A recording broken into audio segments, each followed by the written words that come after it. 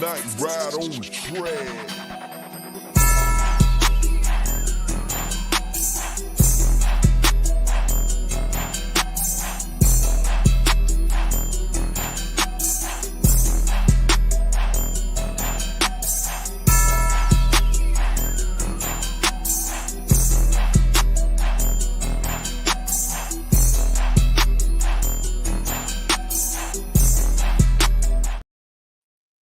What's going on? Welcome back. Me. Hey, man. What's going on, everybody? Welcome back to another episode of the Saturday Morning Bird Feeder. As you know, I'm Coach, man. I've been gone for a couple of weeks, but I'm back now. There's no more work. I'm free at last. Thank Almighty. Yeah, I'm free again. Free at last. Today, man, we got something to talk about, but before we get started, let me introduce my co-host over there, Big Ant. What's going on, bro? How you doing? What's going on? Welcome back, Coach. Oh, man. Hey, it's been a busy week. I ain't gonna lie to you, because it's been some going on, some of everything going on. A lot of talk. Yeah. But hey, we're here. We finally back. So. Yeah. But today, man, we're gonna talk about, is this one of the biggest seasons the Falcons have seen in history? In years. I'm gonna say years. I ain't gonna say history. The OTAs are this week. Michael Penix back on the field. The schedule is out. But is that pressure real? Is it real pressure on this Falcons team? We're gonna discuss it today, man. We're gonna see how things gonna turn out. All right. First topic for the day. Michael Penix Jr. returned to the field. All right. We've seen him participating in OTAs. Is it safe to say, or is it just precautionary, that he's just out there? How do you feel about that? Well, I mean, he has to get acclimated to the new system, and because they're bringing what they're running now is completely different from what they was running the last 2 years. Old coaching staff. So, and contrary to popular belief, this is a quarterback competition, and I think them, what Tua is bringing to the table is going to help Michael in the long run as well as right now. Yep. I kind of see it. But like I said, everybody, my expectation was when Michael, I seen the injury. The injury was an injury, but I'm taking it as more like a cleanup instead of a full surgery. Me too. Yeah. Because I'm watching just the video, and it's just a video. I'm not there the whole time. I don't see what's really going on. He's moving like ain't nothing really wrong. That's just my take. And like he said, I've been there before. This ain't his first rodeo. So he knows how to prepare after an injury. We're making it seem like it's like, oh man, this is brand new. The kid have been through 2 of those things. But the difference here, I think it was a cleanup from what he had in college. Yes. They say it was a tear. We don't know if it was fully tore or was it just like a tear. A tear can be a little rip, but nothing, fully gone. Because you seen him walking, you seen him doing the stanky leg. You ain't doing that stanky leg. I understand the thing. I understand it's not football. Fresh. I got it. Oh, you got him? I got you, Fresh. Hold on. But yeah, man. But yeah, it's good, man. I'm good to see the kid out there. And what you just said about Tua, Tua is going to make him work. Who's going to be the starting quarterback? I don't know. It's up to the coaches. Everybody's already throwing the kid throwing him off the rack already. You know, Tua's good. We don't know. We're going to see how this plays out. So I'm sorry, guys. I've got to give you guys a shout out this morning. Let me get a shout out to the chat this morning, man. We got Silk Legsy. What's going on? He said, "What's up, fam? Yeet some, get some." Okay. Nicholas Dixon, 6118. He said, "Good morning, coach, and the panel. Rise up. What's up, man?" Xavier Littman, what's going on? D. Coleman. I said D. Coleman already, I think. Yeah, I said D. Coleman's in the house. Dre Murphy, what's going on, man? How you doing, sir? He's Dre Murphy. I've been working, man. Don't you know what's going on Monday morning, everybody? Yeah, man. Good morning, sir. D. Sloan, what's going on? Bill Dirty, what's going on, man? Ike Solid, what's going on? Monday 700R. J Black 142 is in the house. Philip Crawford, what's going on? Good morning, sir. Fred, I got you fresh. Miss PJ, what's going on?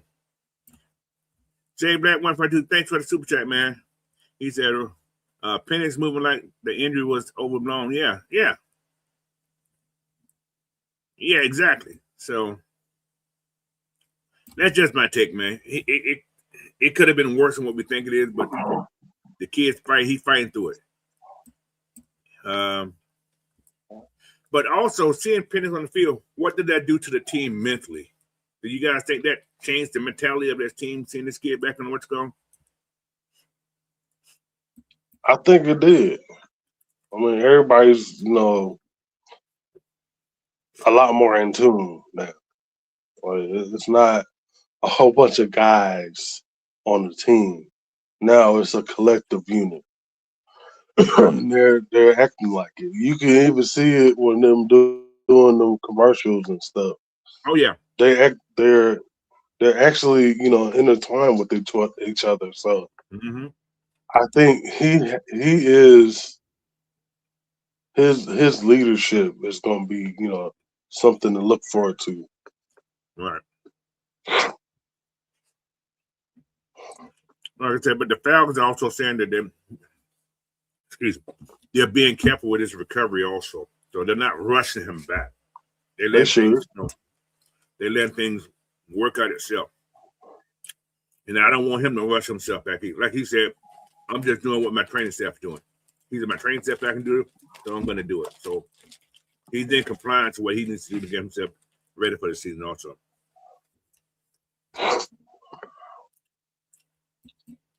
And to the stage, the hardest working Jamaican in the business. Mr. Fresh, what's going on?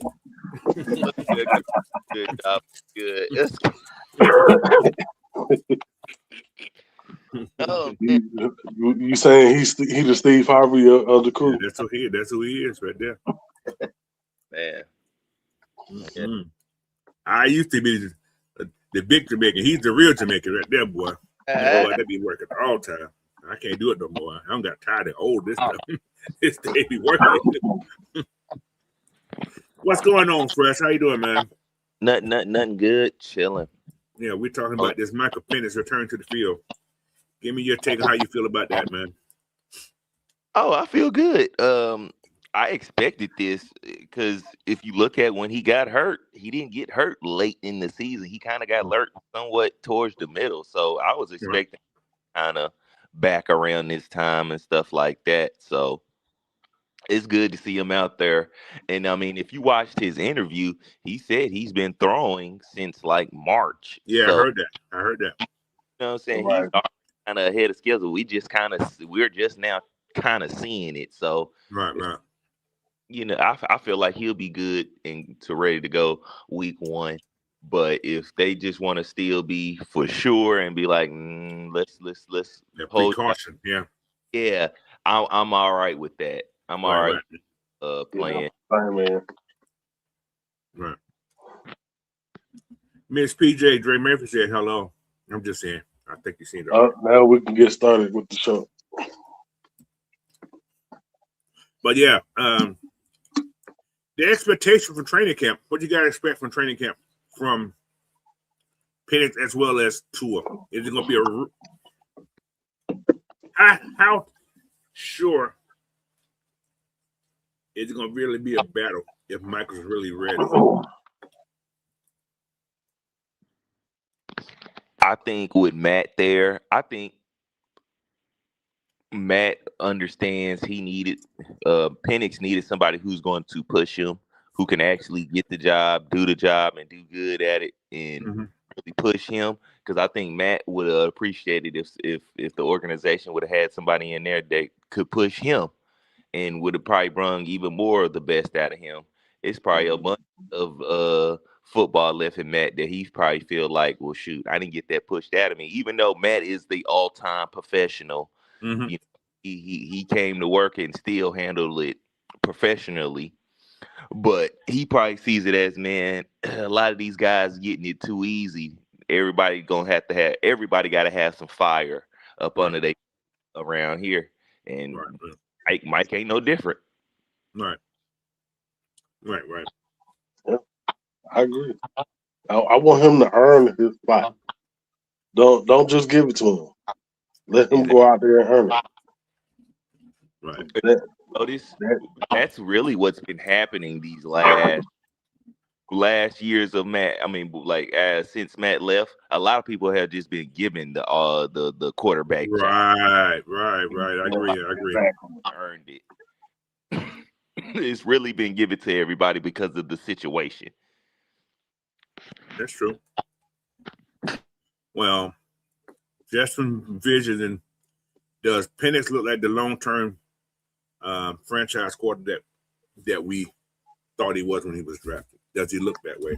I understand he's injured right now, but do you guys still feel with this new regime in here, is he the long-term plan going forward, or does he have to be on the field to make that happen? Yes, I still feel that way because that's the heat. Whether you like Michael Penix or not, you look at it from the business standpoint. He's still a first-round pick. You spent first-round capital into him. It will be a dishonorable thing to the organization not to figure out whether or not he can be that guy and fully use every year he got. Even if you don't even plan on keeping him, use the years he has to figure out your next move. Don't just cut him off and then keep us in quarterback peril and then you keep having to throw out there unready, and then you kill his confidence, or the city kills his confidence. Right. We know how the fans get. Right. So yeah, I'd rather y'all take your time, figure that out. Let him. I feel like he has the talent. I feel like he's displayed the talent. It's just got to get consistent, and I feel like that's what Matt is going to bring. He's going to bring the consistency of the quarterback position. Gotcha. I feel that. What about you, Big Guy? You feel the same? That's it. I mean, now this may be the homer in me, talking. He's shown glimpses that he can be that guy. He can be that guy, right? Yeah. But we need to see it, in a longer stance of it, so we can put that stamp on it. Because if you think about it, all the times he's shown us in the games we lost, it wasn't his fault. It wasn't his fault. No, you're right. You're right. It wasn't his fault. Exactly. And you know what? It's so funny that you say that, Fresh, because the person that we brought here, we lost multiple games because of him. And I was going to say the same thing. He doesn't look like those other first-round guys who just really bust up the place. He doesn't have that look. You know what I'm saying? Who can I give an example of? Johnny Manziel. He doesn't look like that. Oh, Jesus. He doesn't look like Christian Ponder. Yeah, guys like that. He doesn't look like that. He doesn't look like a J.J. McCarthy. You understand what I'm saying? He doesn't have that type of persona you can put him on. You can't say, "Oh, this man terrible." You can't say he's terrible because he hasn't done anything to make him look terrible.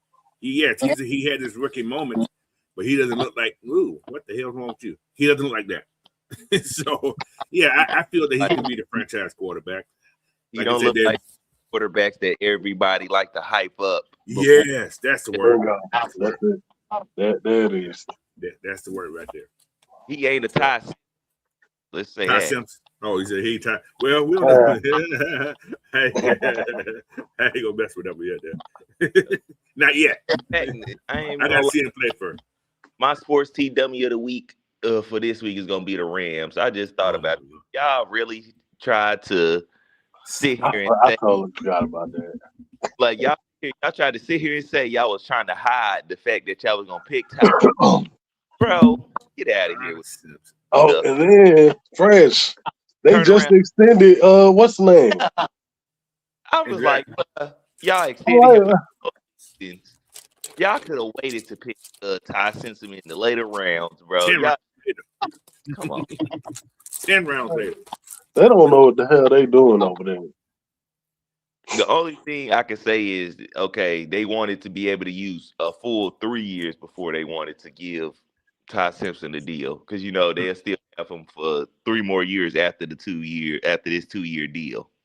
His 2 rookie regular years, and then that 5th year option. That's the only thing I can say. Okay, that I can see why you would want to pick him in the first round for that. But other than that, really, y'all could have waited. Y'all really could have waited. But then you gonna have to pay him that first round type of deal. Mm-hmm. Yeah. Well, one thing. Again. We know. I just hope Matthew stays healthy. That's all I can say for the Rams. Just Matthew stay healthy, because not they're gonna have hell. I hope Matt play a little smarter this year, because he started to get reckless down the stretch. Yeah, he tried to run the ball too. Yeah. All right, I got a question for the fans and everybody. Should the Falcons fan, well, this is for the fans mostly, be patient with Penix or expect immediate results? They're going to expect immediate results. They should be patient. That's what they should do. But they're going to they want immediate results. Yeah. But they should be patient, but they're not going to like the type of team that this is going to be.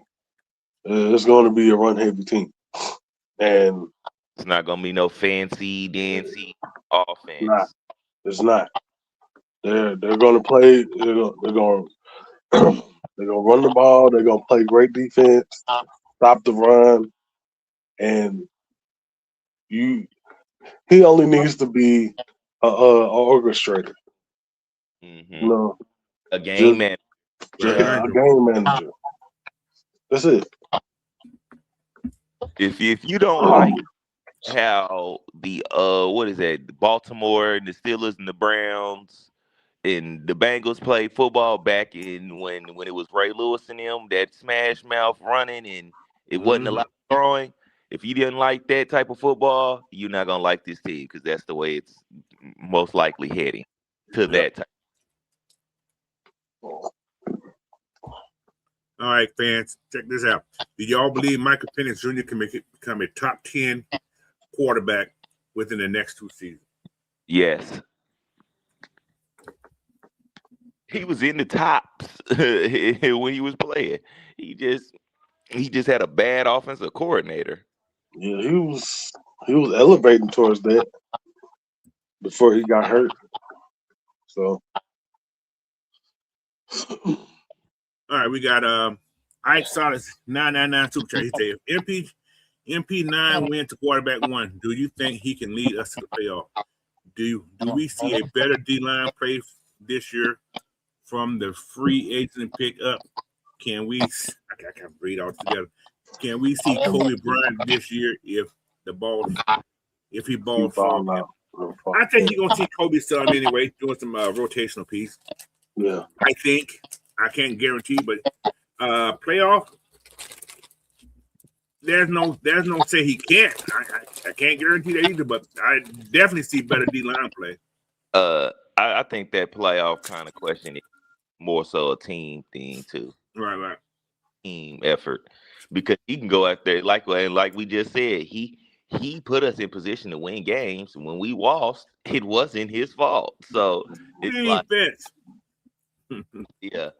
So it's a total team effort. Special teams got to make sure they doing their dang part because they lost the games.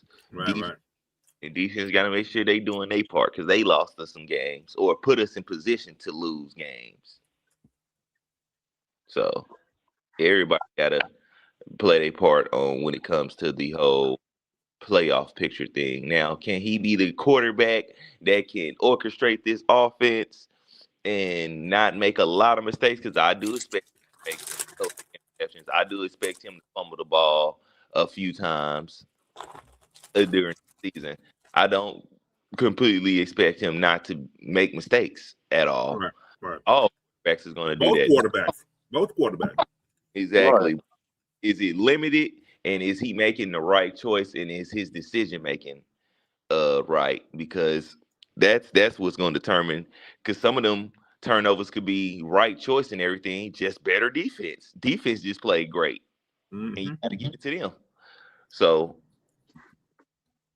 furthermore, yes, I believe just for the aspect of that.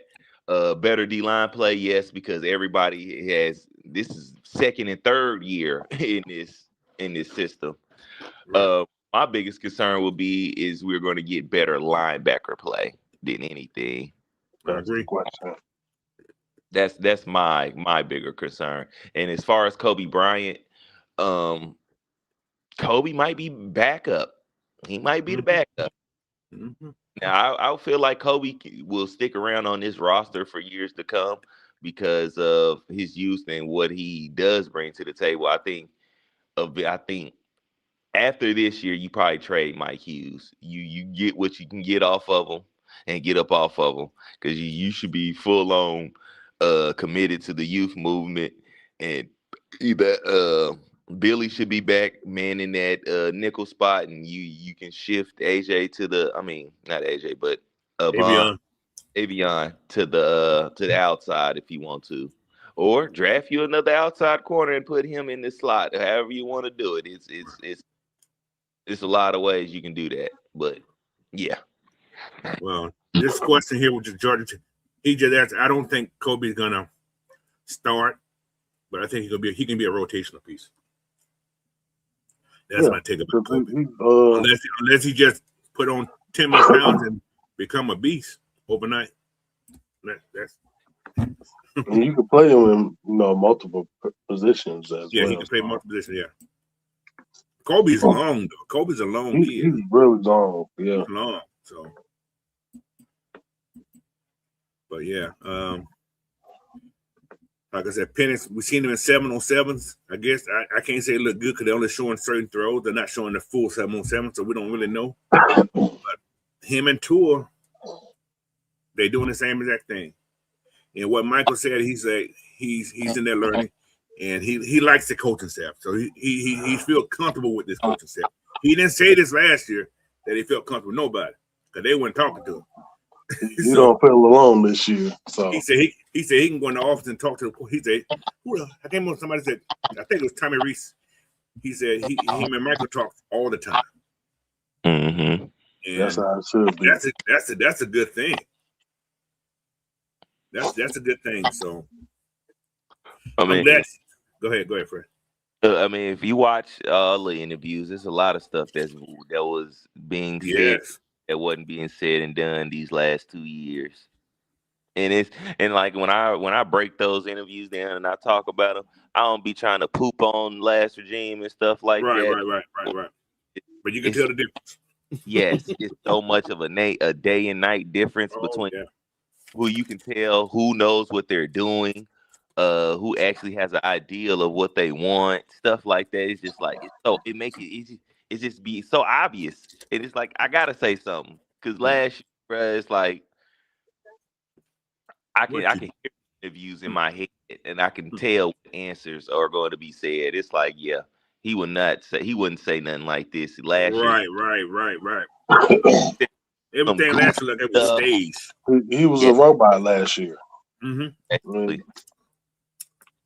And this is what you heard last year from Penix. He's like, I'm just doing what the coach told me to do. Exactly. Pretty much. Yeah.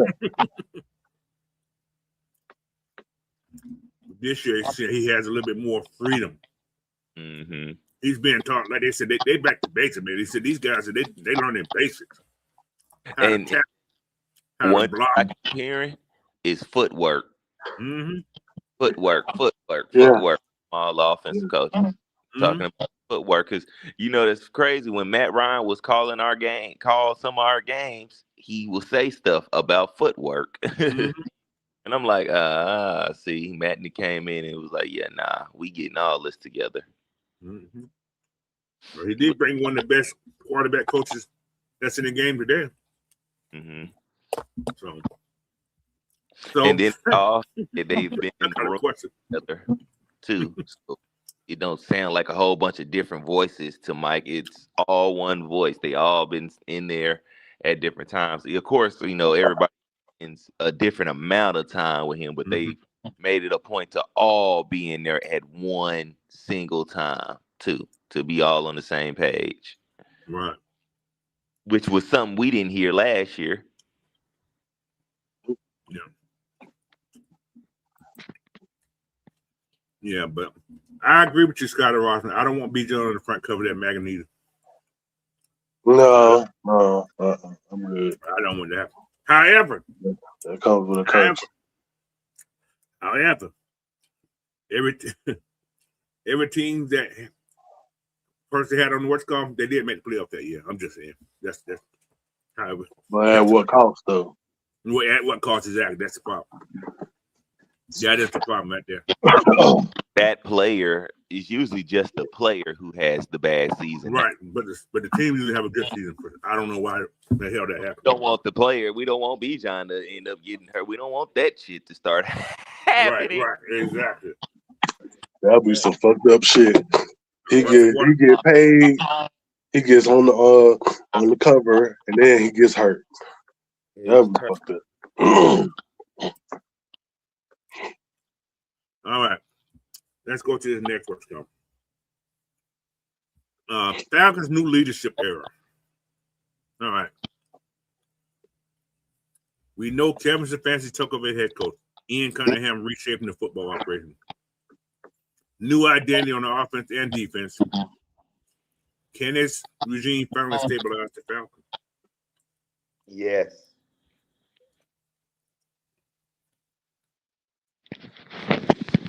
Give me some talking points on that. How do you? Well, it's just everything is being done differently in the right way. Some new things. I've never seen a president of football or a GM sit in the room and talk to rookies. And the way Matt was talking to him was like, man, hey, y'all got to stay prepared and stay ready, because at any point in this season, y'all gonna impact.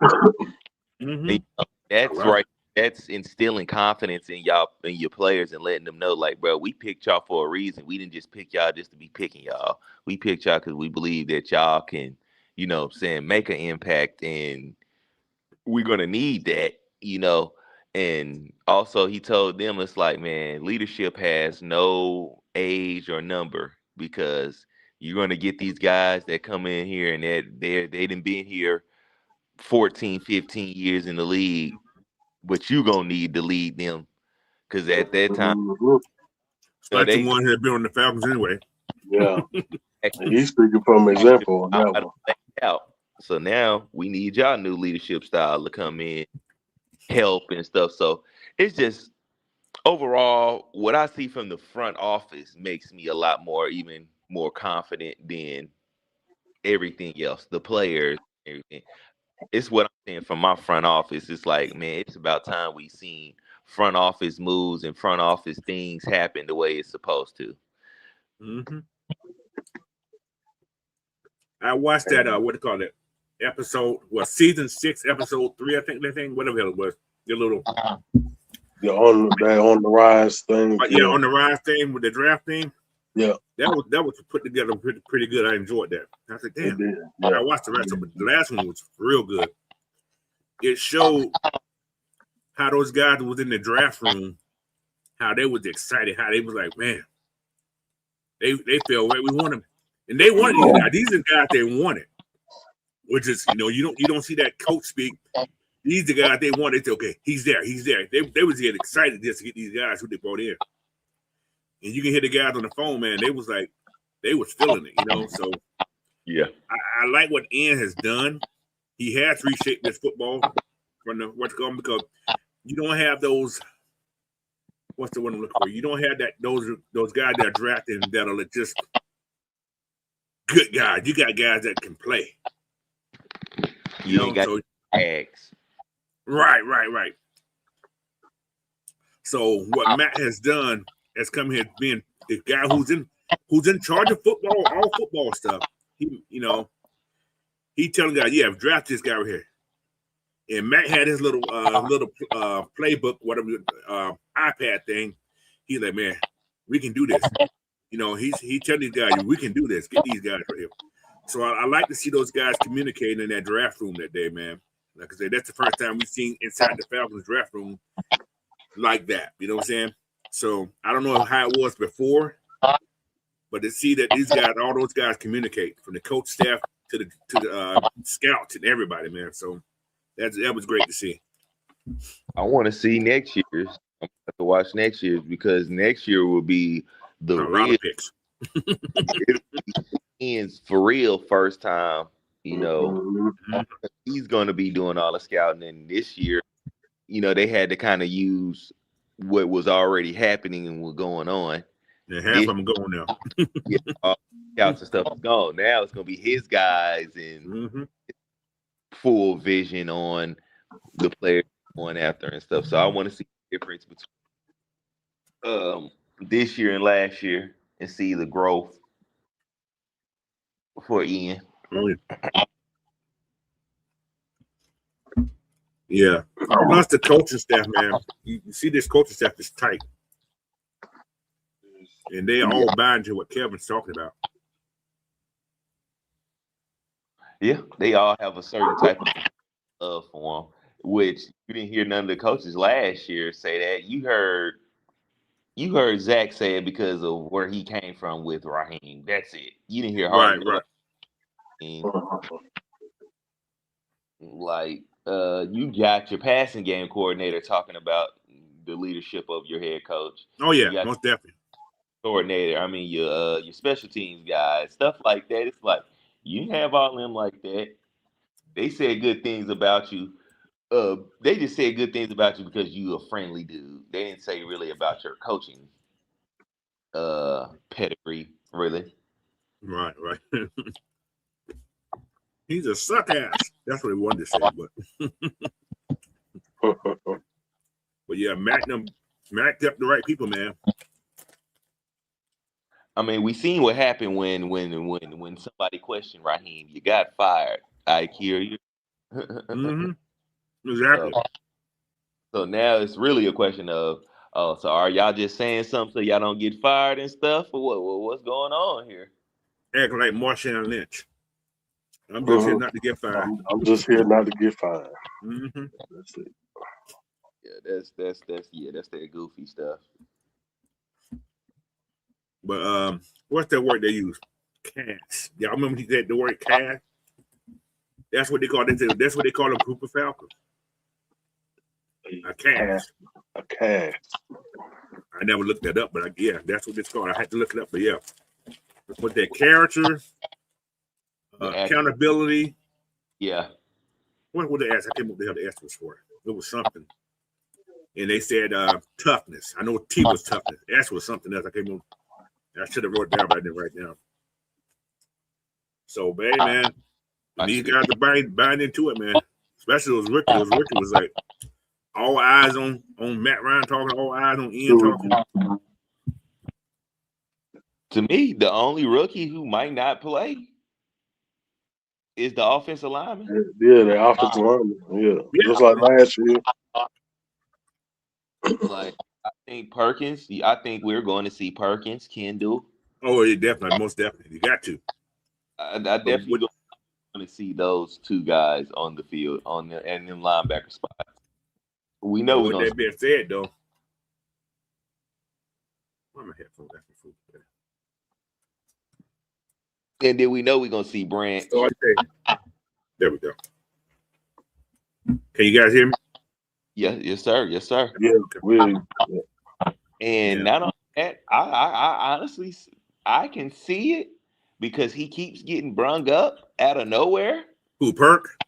Oh, I can see Cash Jones making some plays. Yeah, we talk about Cash in a minute. Yeah, Cash will put it this way. I think Cash gonna make this team.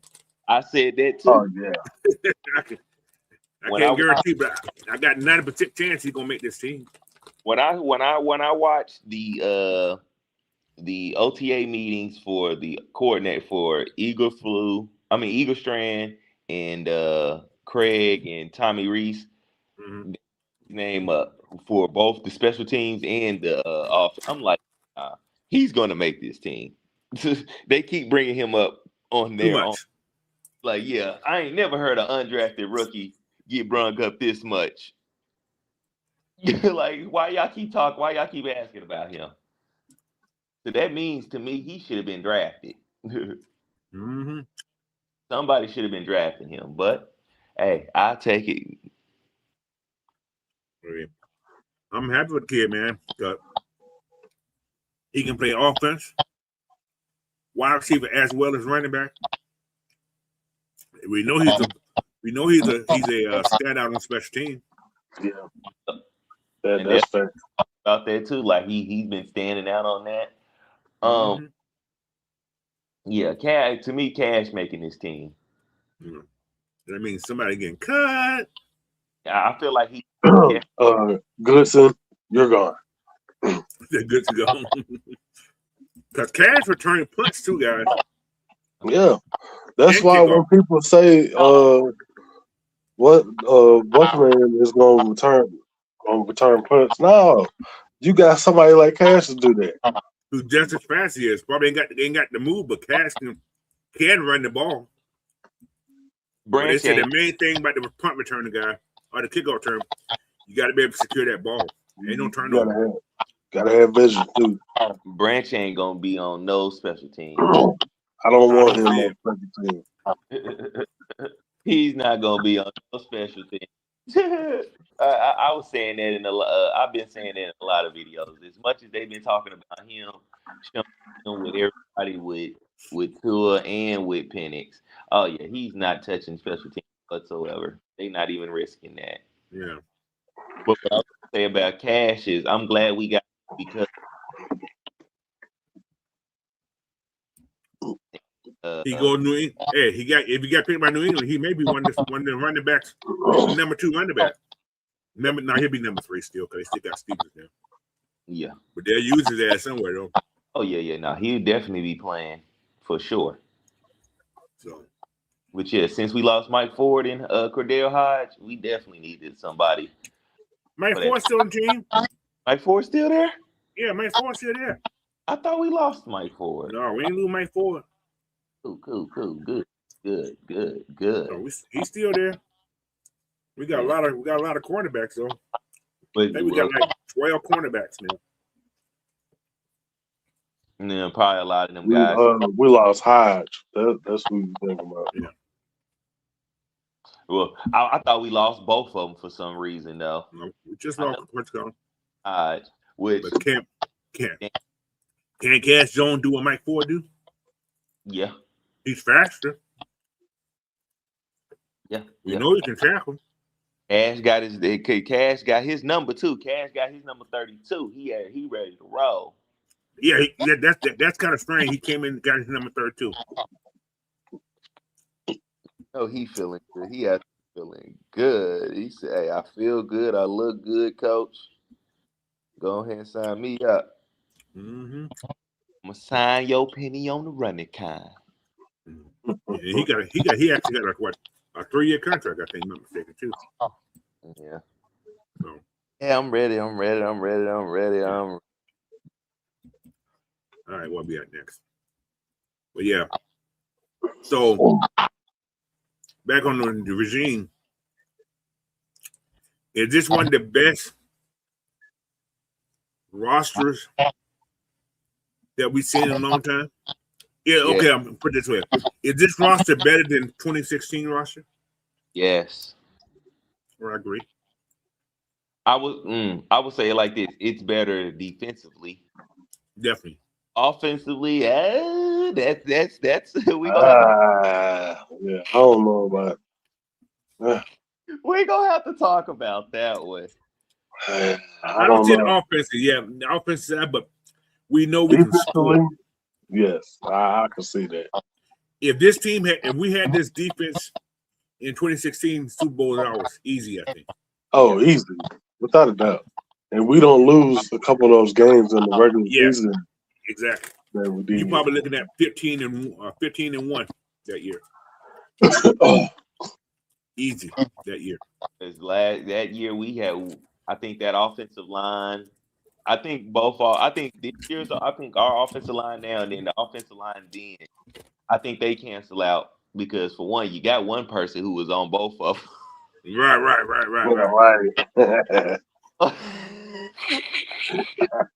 That's true. I just know about that. Yeah. Yeah. So I think I think you could say those cancel out, but I think 16's wide receiver core is better than this receiver core. Yeah, much better. Yeah. You can't doubt that. Yet. We'll see. I think we have a Taylor Gabriel on the making. I think he's better than Gabriel. I think he can be better than Taylor. Once he fine tune, he's going to be much better than Gabriel. And we haven't had somebody match that we haven't had somebody match that Mohamed Sanu number 2 receiver yet. And I'm not just meaning from like a production standpoint. I'm meaning from like an attitude, from the play, because Muhammad leadership. He had leadership, he had charisma, he had it all for that number 2 spot. That's true. So we haven't had that. I think Drake is filling in that Julio Jones number 1 spot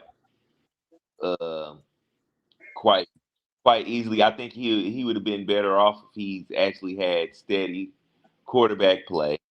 Mm-hmm. I think Kyle overtakes the tight end spots that we had that year. I think you add we got that guy back too. We got Hooper back. Yeah, we get Hooper back. Yeah. Like if you add Kyle's production in to that year, I think we even passed the greatest show on turf. Yeah, that's true. I think we passed that.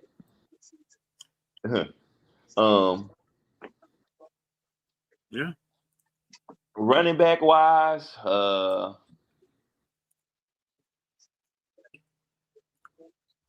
I want to kind of say they kind of cancel each other out because I'm gonna have to look at it as a whole running back group room as a whole. I feel like we started the two-headed monster. Yeah, started that. Yeah. Well, that started back with Dunn and Duck. They had a hell of a year that year. Those last 2 guys had a hell of a year that year, though. Yeah. I'm saying just the Falcons as a whole, we started the 2 running backs. Yeah, that's what I'm saying. Yeah, I know. They had William Andrews and Lynn Kane started it, actually, back in the day. Back in the day. But it's like,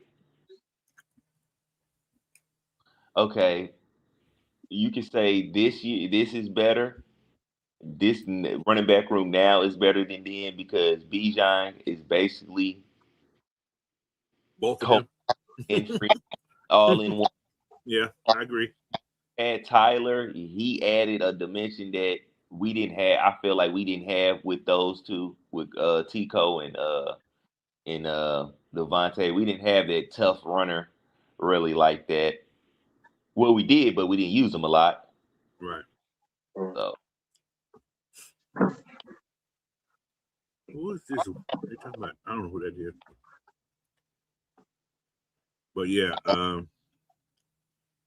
I think this is one of the biggest organization resets since Arthur Blank hired Mike Smith.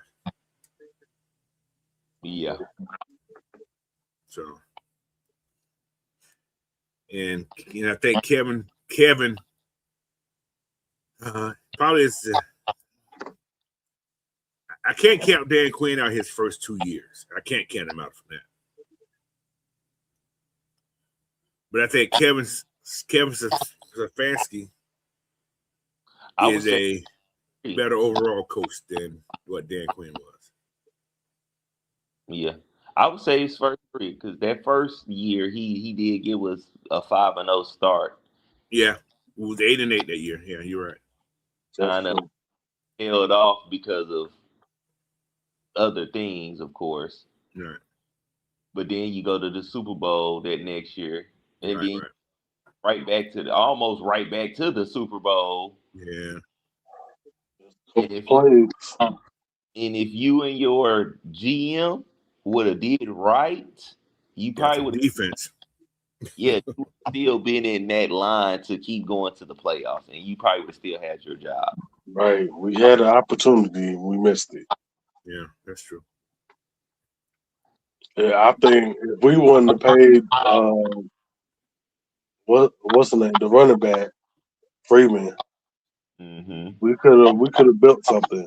We could have built, on that fucked us up for. Yeah, because I feel like if we look up what running backs came out after that year, we probably drafted one of them guys and just let Freeman walk. Yeah, go walk. I'm still in that. How the hell you pay this guy? He missed that block. I can't see me paying him. I could. I can't. That's just me, but I guess his production went down after he got paid. If I would have paid him, I wouldn't have paid him that much. You would have had to take some type of pay cut. Like, bro, you missed that critical ass block in the biggest game. No. But people still wanted to bring that on Matt Ryan. Matt Ryan didn't do nothing.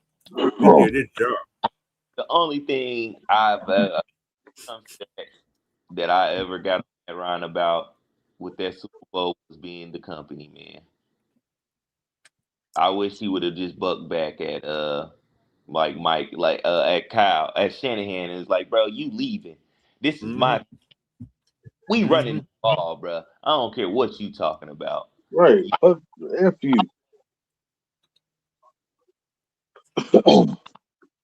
And then I don't stop running the ball. You stop running at the outside zone, which you was killing the Patriots. They couldn't stop it. They couldn't stop it. But you know what? What stopped us from doing that is Coleman got hurt. And in the second half, we couldn't do anything. But you was killing them with Freeman too on those sideline, the side-to-side plays, because the Patriots was built to hold the run up the middle. Yeah. And they was not made to go sideline to sideline. As well as Adam Mack, that leg started hurting in the second half too, though. Yeah. He was playing that broken leg. That leg started aggravating him too. He was playing on one leg in that second half. But then see, that's when I say, man, Kyle Shanahan, that's where you start doing swing passes and stuff. Start doing that instead of, you have them sit there and you help your offensive lineman out, swing that ball out there and then let them go. It was some other stuff that could have been done then. Right. You just stop running the ball, and you just go to passing it. Like when you got, man. Let's go back to what we was talking about. Let's go to something else. All right. That's why I let you finish. Okay. Let's move on to the next subject. The Falcons schedule breakdown. All right. This is what I have. 3 primetime games in a row. Yeah. How do you guys feel about those 3 primetime games in a row? I was surprised. I I was was shocked. like, damn, y'all put us all three of these games back to back. Like y'all wasn't gonna spread them out or nothing. I was like, they must really want to and they did it early on. I feel like a little bit. It's like we getting some respect, but then again, it's like I think the Set league, up. yeah, it's kind of being petty. They trying to see Mhm. if we're gonna be crappy early on. They want us to look bad early on. Right. They want the whole world to see how crappy we are. Yeah, and they want to do it back to back weeks. I'm like, yeah. And And then go they ahead. waited. Well, I was like, oh yeah, y'all tried us. Y'all really tried us.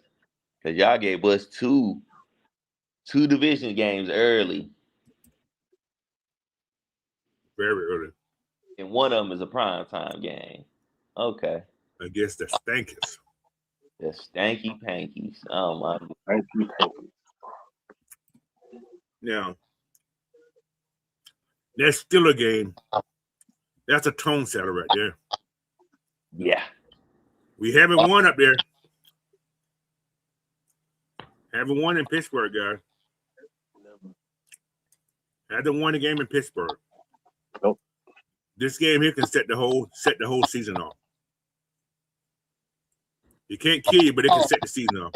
You win that game, you're gonna feel good. Oh yeah, for sure. Then the next game, opening game, I'll be there. I'll be in Atlanta that game. I'm going to the game. I already got my ticket. The The pain. Panthers. We got to beat the Panthers. We got to beat them. Yeah, I said that too. We gotta have that home game. You got to. Because I feel like we gonna split with them, but we gotta have that home game. I gotta have it. I have to have it. I have to. I have to have the split. I gotta have the home game split. We gotta have the home. I can't remember. I heard somebody say it. It was on one to say, you win all your home games, you split your road game. You got 12 wins, 12 to 13 wins. Mm-hmm. That's how it breaks down. That's how it used to be long. But now you got the game overseas, which is considered a home game. I kind of Yeah, consider his game a primetime game too. this Panther game gonna be a big game, yes, because it's gonna be the opening game in Atlanta too. It's gonna be crazy. I'm sure we're gonna have a lot of people at that game. Mm-hmm. Mm-hmm. So then you leave the Panthers, you fly out to Green Bay. Prime time game. I think this is a Thursday night game. You got 4 days of rest. Then you fly to Green Bay. They try to set us up. I hate to say what they're doing. They're trying to set us up. Yeah. On a short week. Well, I think they're doing the same thing. Both teams got a short week. But you got to fly to Green Bay, which ain't far, but you got to fly to Green Bay and play the Panthers. Not the Panthers, but the Packers on a Thursday night.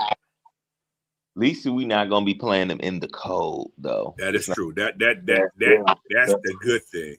That is the good thing. That's an awesome thing. Yes. Both we're not gonna be playing them guys during the cold part of the season. Right. Maybe they suck it. I don't know who they get on their team anyway. So. I don't think the Packers really have enough. I don't think the Packers are going to really be good this year because they wide receiver core is a bunch of number twos. That is true. Now, ain't no boy gonna be out too. Is he gonna be out too still? Yeah. Parsons. Yeah. He He's should not gonna be out. be back like week 6. Yeah, so. So They still got other people, but yeah. Yeah, their offense. I don't think their offense is. I mean, it is still Matt LaFleur. You gotta, gotta protect that. But as offensive weaponry, I don't think they have the weaponry to beat us. I think we have the defense to really expose their offense. I think Right. I think this year you might see Matt LaFleur's seat get a little hot, a little warm, even though it was talked about last year about him. He wasn't made if they didn't make the playoffs and stuff like that. He was, supposedly getting fired and whatnot. But I think this year might be the year that's gonna start. That story gonna start heating up more. Right. All right. So we leave the Panthers. We go down to the Stinky Town. Another primetime game. Primetime game. But at least we get a longer layoff. So That's Monday night, right? Yep. We go Monday from night Thursday night to the following Monday night. Yeah, that's like a mini bye right there. Yeah, pretty much. So I'm not mad at that. However, October 5th, what that represent? We gotta be live. We gotta be live for that one. We gotta be live for that. Oh, I'm going live. I'm doing the game right night. I'll be doing night. That's that Sam special. And this is also the game that Gleason blocked that field goal. That's the first game back from the hurricane. That's true. To that day. It's an anniversary game for them. Anniversary game. So they're gonna be live down there. Mm-hmm. Man, fluff all that. But that's what that's the NFL is slick. They think they slick. They be doing some stuff, man. Especially when it comes down to the Falcons and the Saints. They be making some crazy schedules. There's always an anniversary or something for the Saints. Every time. They be trying to get the Saints some damn moral boosters, morale boosters. But the Saints black players may not play. No, they're trying to take all the black districts out of their town. Oh man. They ain't gonna have no black representative in the Congress. No black representation. So, but yeah, that gonna be a crazy game. Then we gotta go another primetime game. At home though. Sunday night. Against Sam's favorite player. If he plays. It's the start of a 3-game homestand, which is very strange too. You got the Ravens. After that.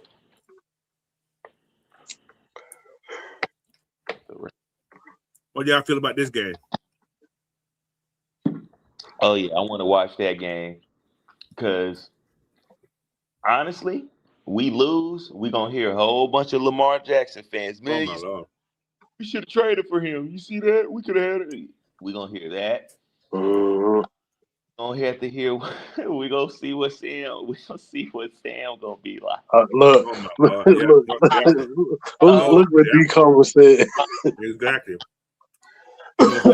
He gonna pull his hair out. He ain't got no hair. He gonna pull his scalp out. Either way, it's gonna go bad. It's gonna be bad because we win. Sam is gonna give hell. Oh yeah, he gonna give hell though. he gonna talk. Oh my Lord, hold Lamar. Oh my.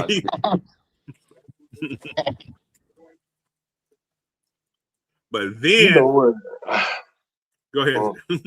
I was just gonna say I might. Either way, I might take me a little hiatus after that game. No, we at home too, man. We at home. Okay, after the Ravens game, somebody visited the Georgia Dome. The Bears. Who coming out with the Bears? Big wheels, Grady Jarrett. Mm-hmm. Little big arms. Grady, baby. We got the Bears. The Bears. So that could be an exciting game. They're gonna probably honor Grady. They're gonna probably give Grady a little video thing, most likely. Because they are nice to people that come back to Atlanta. That's one thing they do. They do kind of honor guys that played with them before. At least I know doing the basketball. I don't know about the football, but yeah. Grady may not even play that game. What he do for us? Say it again. I wouldn't give him nothing. What he do for us? He ain't win us no Super. He got paid. No, that's about it, right? That's what he did do. He sure took that money. He got that money. Got that money on. All right. So after Grady leaves, we got the 49ers coming to town. I don't worry about the 49ers out there. Nah, we don't got to worry about them.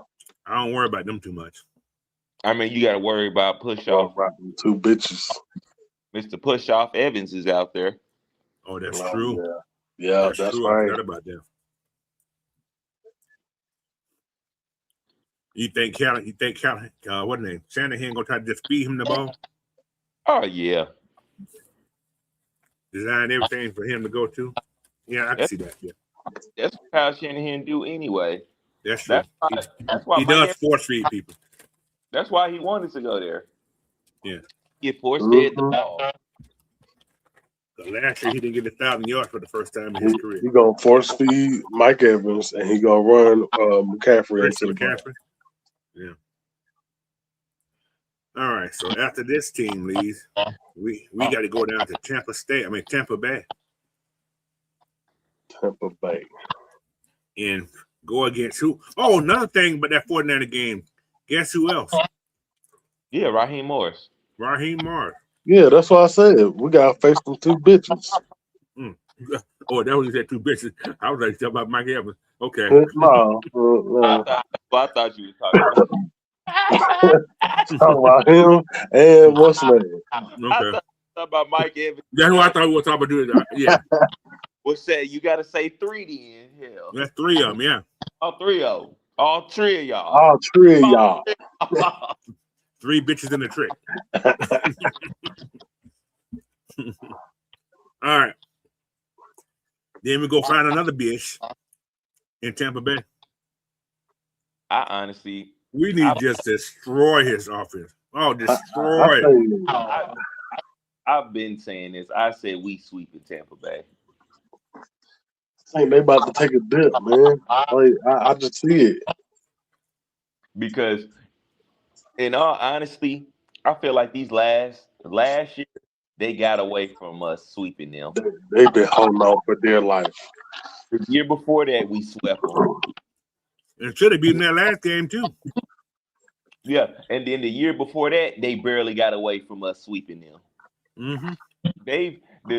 These last, I want to say, ever since they got there, they just been barely getting away from us sweeping them. Hold on. They always win the game on Baker Mayfield the last couple of years doing some crazy escape route. Now we got guys that can hunt. We got guys that can hunt quarterbacks now. We lose contain too much late in the game. That was our problem. Yeah, and we ain't got nobody with no short arms no more. Reach out and touch someone. All right. So that's on the 1st of November. Then we go to go across the pond. We go to Spain. Play the Stingles Bengals. Joe Burrow and his group of minions. We're gonna see if that defense has improved. Yeah, we're gonna see. That's gonna be a hell of a offensive show off. I don't think they offense is gonna be able to stand with us. I don't think the offensive line will be able to stand with us. I don't think the offensive line will be able to stop this defense. Because I don't think the offensive line gonna be able to handle our pass rush. And they gonna have no run game. And who to say Joe gonna be healthy anyway? I'm just saying. Didn't mean like that, but who to say? Shoot. Yeah, it's a lot. But then go ahead. I don't think we've won overseas in the last 3 to 4 years. Man, we've been there. We beat Jacksonville, Cal Pitts first year. That's all I know. No, that was New York. Who we played that year? That was the Jets, right? That was the Jets we beat there first.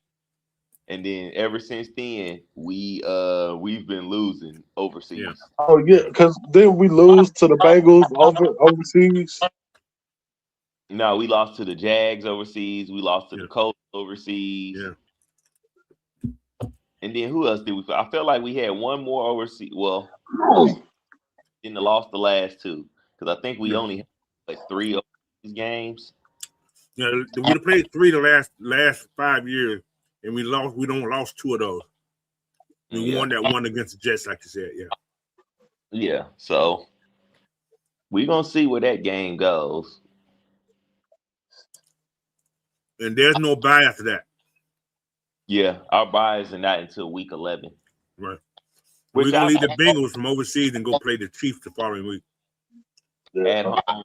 I feel At like home, though. At least we come back home. So I feel like we owe the Chiefs. We on the last 3 too. years. We only lose by those guys one score every game. Yeah. One score. So yeah, that's gonna be something to look into. All right, we lead the Chiefs. Then we go up to Minnesota. Inside though. Yeah. Inside. We play the Vikings. Who gonna be their quarterback at that time though? JJ. Tyler have a hamstring pull. Cause it's Call of Duty tournament time. Oh, Jesus. It's Call of Duty tournament time in that time. November, but Thanksgiving, Call of Duty tournament time. Oh man. So I don't worry about the Vikings.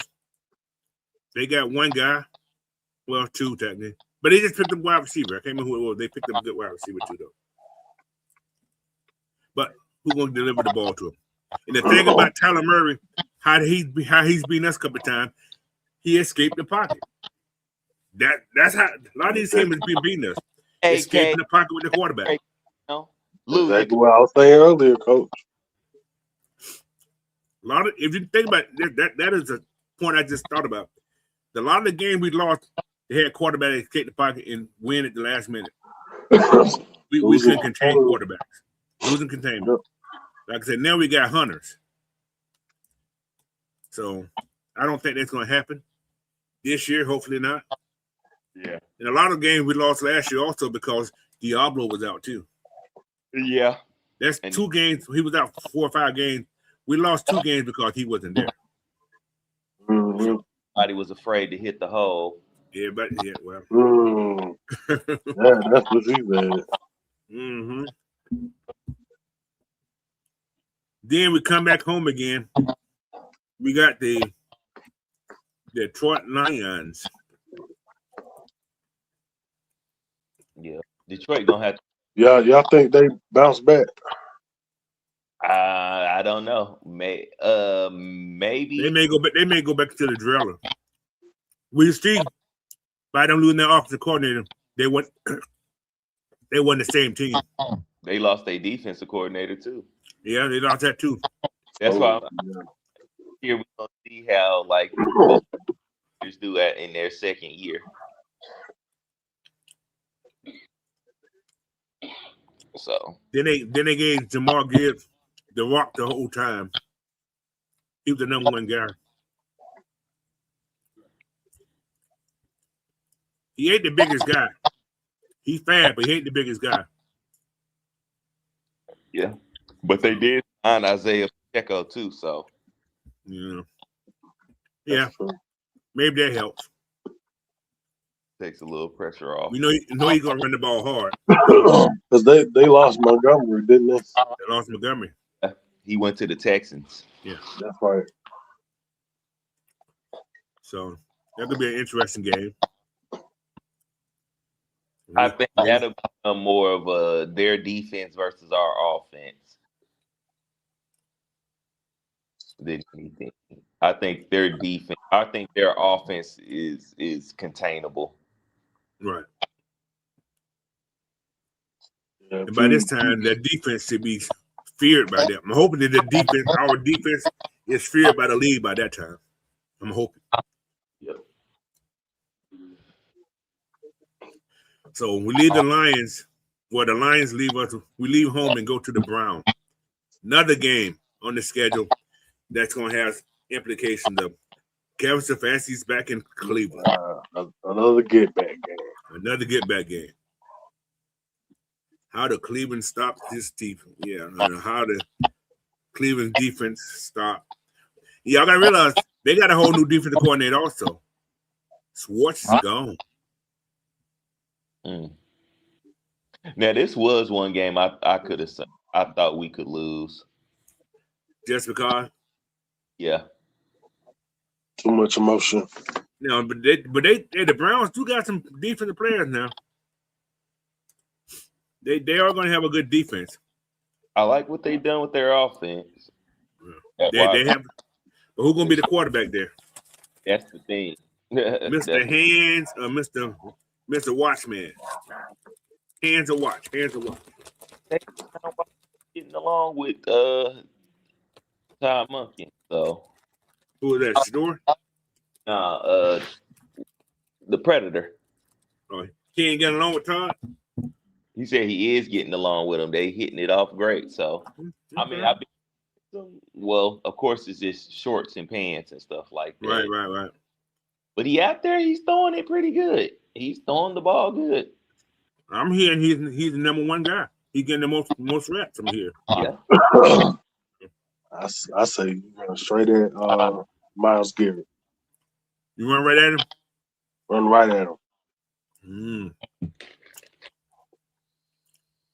You know what? Ties big ass out. Yep. Make that big motherfucker run sideline to sideline all game. That boy's a big boy, man. He's an athlete, though. I think we got I think Xavier Watts got cheated Defensive Player of the Year. Rookie Player of the Year, and they gave it to that Schwarzenegger dude. Like, bro, he's a linebacker. He's supposed to have all them tackles. He didn't have nowhere near the interceptions. He barely had some sacks. Come on, bro. Well, I mean, there's one common denominator in that thing for us. Yeah. He is still a Falcon. And my guy was a 3rd round pick. Your guy was a 2nd round pick. Come on. My guy got 5 takeaways. Either one of our rookies could have got Rookie of the Year. Pierce could have got it. Either one of those guys could have got it. I feel like Jalen would have been in there a lot more if they wouldn't have been holding him. He would have had held him back, had double sacks. He would have had 10 at least. They both 10. It was a lot of holding going on with Jalen. Well, hope they get those calls this year, hopefully. Yeah. With a competent coach who gonna talk to the referee correctly instead of look at the scoreboard. Yeah. Then we got the Dan Quinn game. We got to go to. Oh, I hate going to this field. I just hope. Oh my Lord, just hope. Yeah. Oh yeah, we got to go to Washington this year. That feels terrible. They got a new stadium to open up. Any of them fields up in the Northeast. Yeah. So we go see Jaden Daniels possible and his new crew there. Yeah, if he ain't hurt. If that's what I said, possible. that's one in the possible chance he may be hurt. I'm not worried about playing on Washington's field because we ain't. When I go through and look at the schedule, we're not going to play on a lot of bad fields. Correct. That's gonna be one of the worst. Yeah, that is the worst. That is the worst. Yeah, but it only takes one. True. We seen that in Miami last year. Yeah, lost. We gotta go to Miami in the preseason, guys. I don't like that. So, but we ain't practicing with them and stuff, man. Hopefully, right. Hopefully, it's a preseason game, though. I hope we ain't practicing with them either. Not in Miami anyway. Everybody else and stuff like that. And then we just go down there and just have that game. So then we end the season with 3 straight divisional games. First, you got the Buccaneers at the Falcons. Yeah, we sweeping them. And then we got the Saints at the Falcons. I still say we sweeping them too.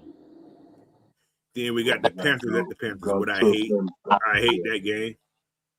Yeah. Because usually in this time of year, it's raining up in Panthersville. Yeah, that's why I'm hoping we got the division tied up, so we ain't worried about wasting nobody. That's why I said we gotta have that home game. I gotta have that home game. We got to. That's important. So, we gotta get the Panthers early. Yeah. So, but yeah.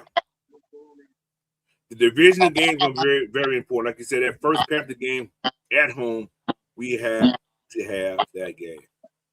No ifs, ands, and doubt about that. We have to have that game. No excuses. I need that. I need that home opener. Yeah. And I think in that primetime game, we got to go at least 2-1. 2-1. I'd be fine with that. I think I'll be happy with that. I don't think, like I said, I don't think Green Bay has the weaponry to stand up to our. Right. That's an important game. I think our biggest thing is going to be, which I think we'll see in the first 2 games. It should be what our run defense. Mr. White. Mr. White. What's happening? What's going on, brother? How you doing? All right. Yeah. So that Packer game, the Chief game, I don't know if that a game to show where we are at when we play the Chiefs. How do you guys feel that? Would that game be one of those games that gonna set us apart if we win that game? That Chief game is gonna be a yardstick game. I don't think so, because I feel like we have that will set us apart. I feel like by the Chiefs game, we should be we should have our establishing well on our way to figure out if our plan to get into the playoffs. Right. And the favorite game of all, the Ravens game, is that gonna show how strong we are beating the Ravens? Or is it just you came on? I'm going to ask the question anyway, but it ain't because you're here. But is this Ravens? Yeah. That is a great setup. I had this already wrote down when Sam came on anyway. So now, how important is this Ravens game gonna be for the Falcons to win? Well, no, I know it's gonna be for you, Sam, but we talk about everybody else. From a football standpoint, I mean, for a narrative perspective, it's going to have a lot of oomph to it. I mean, it's, everybody's favorite, quarterback, want to be face of the league as one of the, but for us, it's just going to be another notch in the system, and me personally, I think this defense will be able to do what I've always said that can be done against them. Mm-hmm.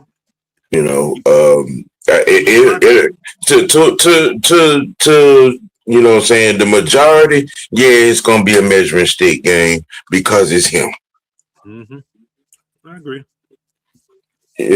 But all things considering, I mean, it's him and King Henry and some also mentions, because ain't nobody there. Right. So 70% of that offense is gone. Like I said earlier in the show, we got guys that can hunt quarterbacks now. Mm-hmm. So you ain't gonna be able to just get the pocket and just break free. We got guys that can track them down now. So that's what the Falcons have been missing for years. Guys that can track guys down and that can hunt. who ain't afraid to hit you, who ain't afraid to come up to hit you. So that's a big plus for this team with the schedule we have this year. With that too, I think All right. Question: is this a favorable schedule that we have, or is it just? I ain't Yet gonna to be say, seen. but it's definitely a respectable schedule to a point to where you can't nobody say we just squads by any of these teams. Gotcha. There's no we just squads. Nah, you have to go beat these guys. All these teams on here, you have to go and beat. Not gonna be just we just barely. Now I can see a lot of excuses on this team on these on this schedule being made by a bunch of people. Oh, this team just they didn't have this and this and that. I see that happening a lot because we are the Falcons, but nah. You want to be a fan, but you don't want to get a fan. You don't want to get a team credit when they do something good. Exactly. Mm-hmm. It's a funny thing. Per usual. It's gonna be what the other team did to lose the game versus one game. Here's a funny thing because I caught Chris Sims Luke Parkhead last week, and they was talking about this very thing. And he's been the only one that I've heard that actually, really believe that we gonna hurt some feelings. You're gonna have those. Like, say if we run the table on the division, all right. It's already built in excuse. There's people are expecting Tampa and the Saints to be garbage. Okay, you know what I'm saying? And they're trying to build fences narratively wise as to it's gonna be but you you really can't say that, all things considering, because everybody named Mama know if he had a competent coach last year, we win 13 games. True. At least 11. For sure. I'm staying on what I've been on from the start. This defense takes a couple of steps forward. I agree. It's really going to be hard to beat this team because I already know what my offense is going to do. I already know what my offense is going to do. If Nick Chubb can run for 1,400 yards in his offense, what you think Bijan going to do? If Joku could catch 1,200 yards worth of passes, what you think the unicorn going to do? I'm just saying. I'm just looking at the obvious. Yeah. All right.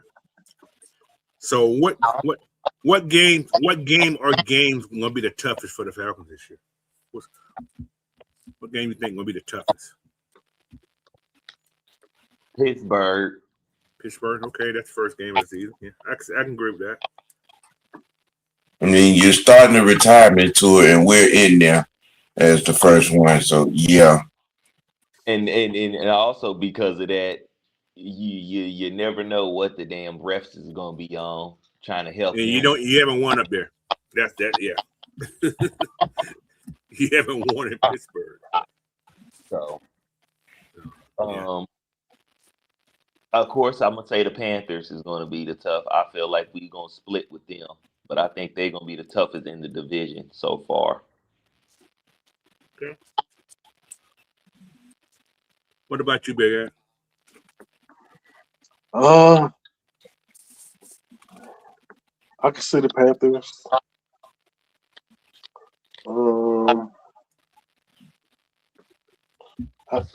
the Panthers. I don't know. I kind of see one of those games in the middle of the schedule being a tricky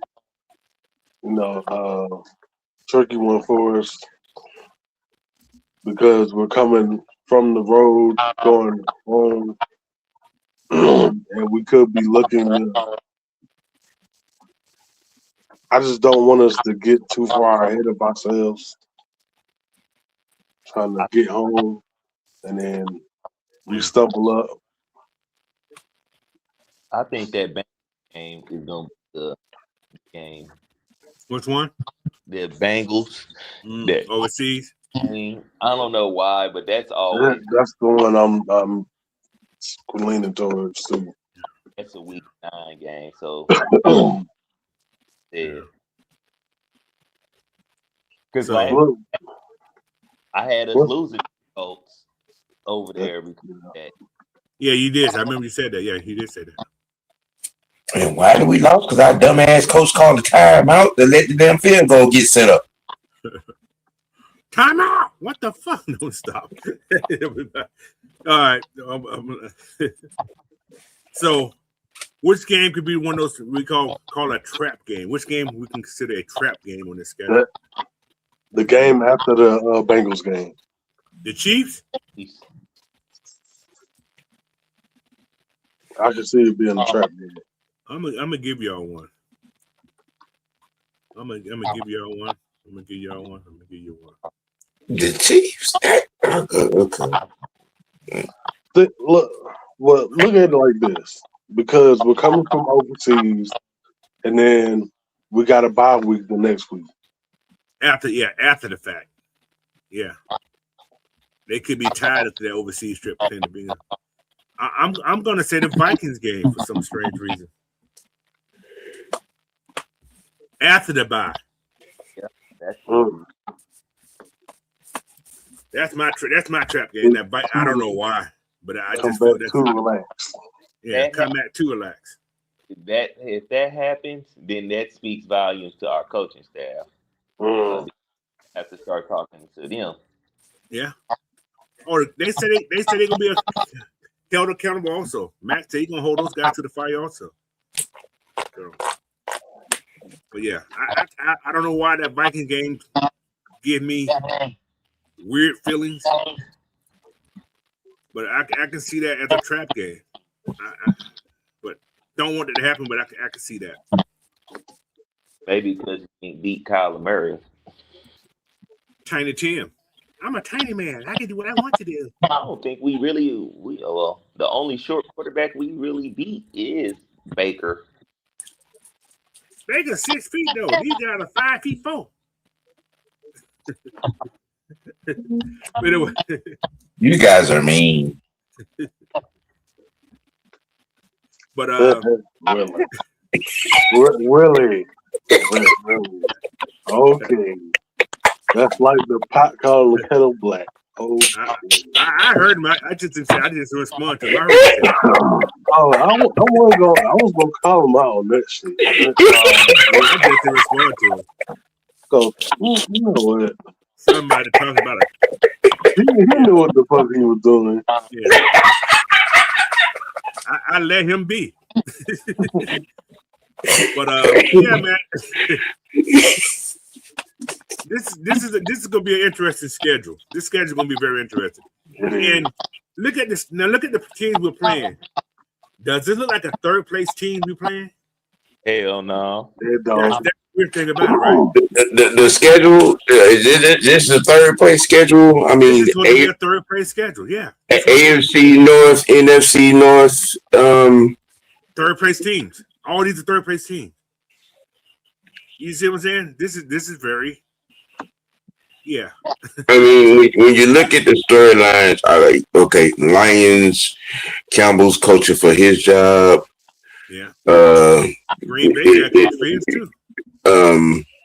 Do you think he's coaching for his job? The mentality and character of that team came to bear in not a good way on last year. Yes.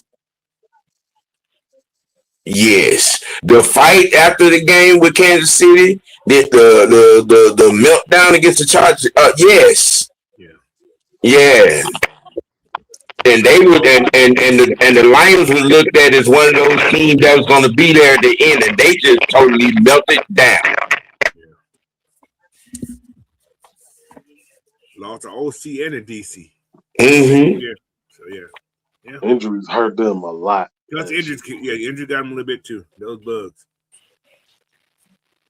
But the year before they had a lot of injuries also, but they made it to the NFC Championship game. That's true. I mean, well, it was only one big injury actually, and that was Hutchinson.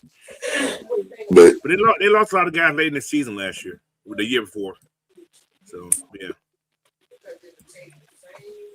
All right, let's get to this next topic.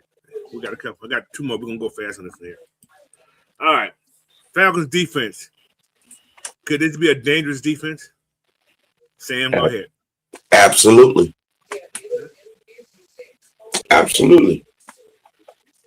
And I think there's only one thing, you know what I'm saying, coming off of last season that is looked at as, you know, we do this, we're going to be absolute, and that's stop the run. And I think they addressed that. Yeah, they did what they can. Yeah, you're right. They're doing that. You know, with this pass rush improving, I think it improved a little bit more this year by adding the guys on the defensive front. If you can stop the run, your defense, the pass rush is going to come because you ain't to worry about that second level of the defense being a pass rusher. Now we were able to get to the quarterback to the tune of 58 times. Yeah, exactly. Yeah, that's not what I'm saying. I'm just saying it's going to improve it more. Yeah, because of that. If we're stopping the run and we're getting off the field on third down, you know what I'm saying, anywhere from 48 to 52% of the time. Yeah. We're winning most of these games. Yeah. Third down is gonna be very important. Very, very important this year. Like I said, we got guys that can hunt quarterbacks who ain't gonna make those last minute. We lost a lot of games last year because we couldn't stop the run. Yeah. And couldn't stop quarterbacks to get out the pocket. Couldn't stop the run and get off the field on third and long. Mm-hmm. Giving up fucking 3rd and 21. What the hell is that? Yeah. Now, complimentary wise, you know, like I said, I know what the offense is going to do, you know, but we're in a situation where our offense, you know, has the ball the majority of the time, most of the games. That means our defense is getting off the field. You know, if we're putting teams consistently in the 3rd and 10, 3rd and 11, you know, 3rd and long, and 3rd and distance, which means our defense is winning most of these battles. Again, which means we're stopping the run. We're stopping the run on 1st and 2nd down and putting teams in situations where they have to throw the ball. Mm-hmm. You know. Which is going to field to our strengths, you know, of hunting the quarterback, and then letting our ball hawks be able to do what they do best. You know, X getting to the ball, you know, JB3 getting to the ball, Bowman getting to the ball, you know. I mean, I think we're going to be able to add to our turnover rate. I agree. Which player can be the breakout player of 26? X. You said X? Yep. What about you, Big Air? You in there fresh? Can you hear me? Yeah, I hear you. I heard you last time. Okay. Yeah, everybody else went quiet on me though. I couldn't hear nobody else. So StreamYard. Yeah, it's acting crazy at the end. I've been looking into another one. I'll let you guys know. I've been looking into another thing too. So we'll see. Now, what was the question? Which player can be a breakout player this coming to 26?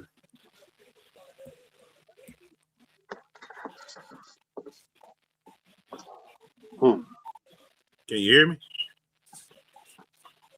Yeah. Okay.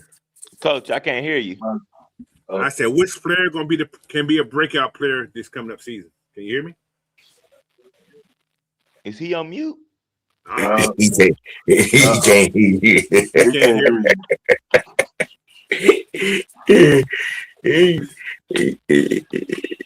Yeah, Damn. stream guard is treating it. Yeah, give him the boo boo. StreamYard, and that's crazy.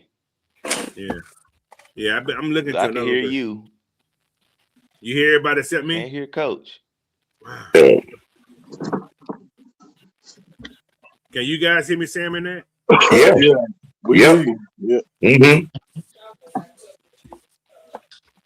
Y'all tell him the question. Let me try to go back in. He's about to go out and come back in. Okay. But I'm gonna give my breakout player. I'm gonna say Jalen Walker. Jalen Walker. I think he's gonna be one of the most important players in this defense because they're gonna put him in that role. And like he said, he can be playing all over the line. Let's try to. I mean, well, him and Douglas are going to continue on the trajectory that they're on. You know. Hold on. Can you hear me now, Fresh? Yeah, I can hear you. Can you hear Don't me take now? the other one out. Don't take the other one out. Keep that one in. Yeah. But yeah, I was asking who you feel gonna be a breakout player.